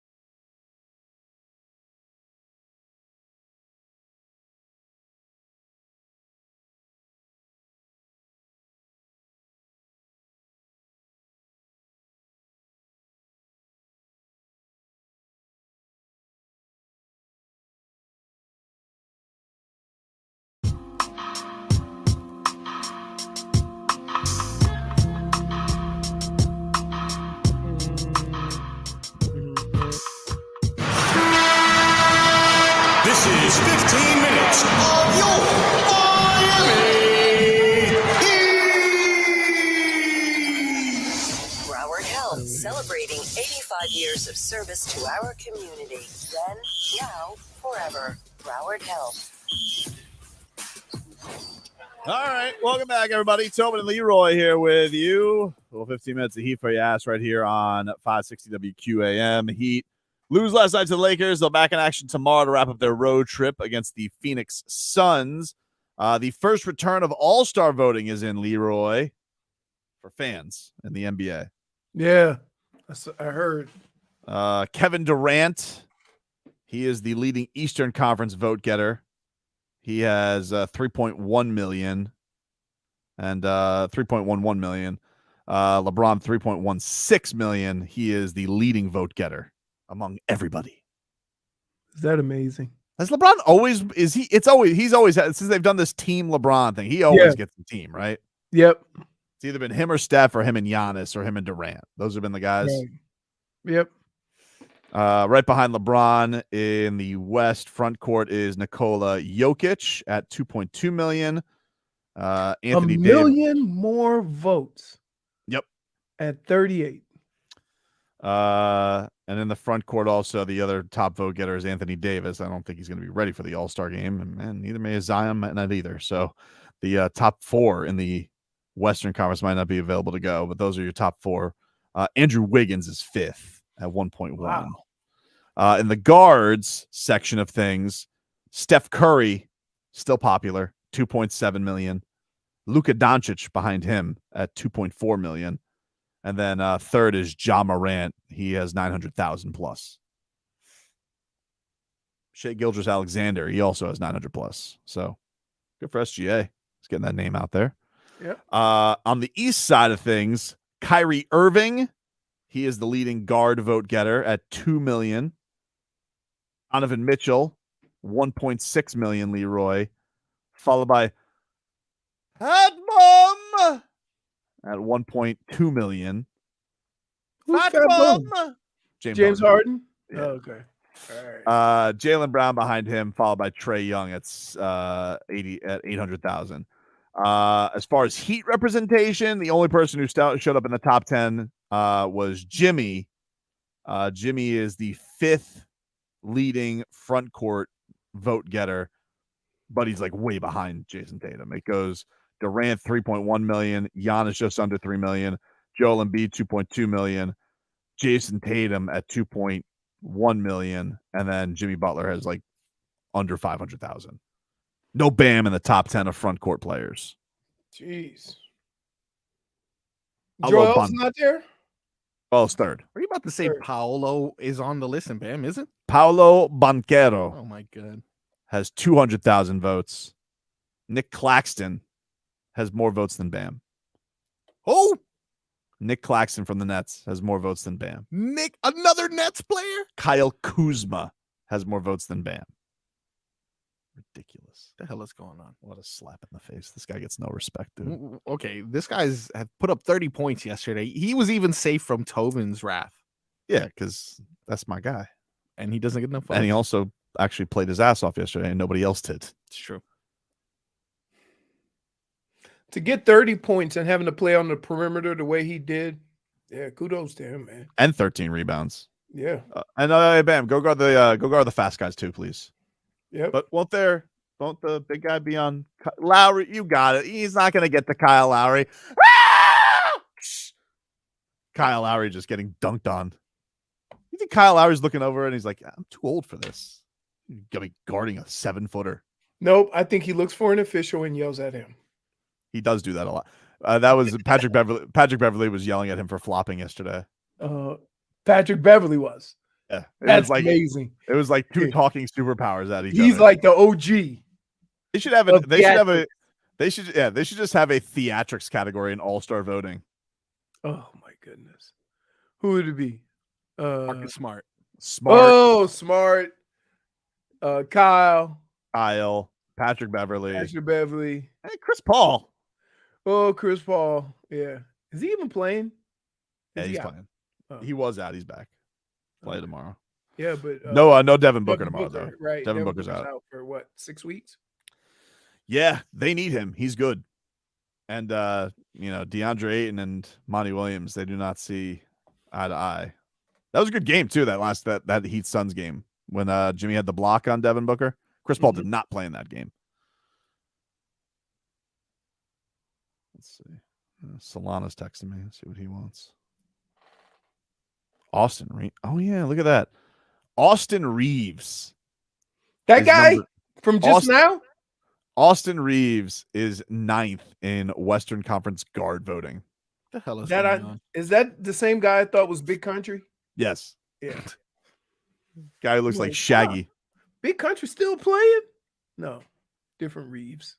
I said he was a Mac Jones of basketball earlier. That was a bit strong. Jeez, Tobin. Like, what do you do? Well, you have been. You literally could just wear a Lakers jersey. You'll get on the All-Star voting. Like, I'm surprised Kendrick Nunn's not on here. Really? He's got to play.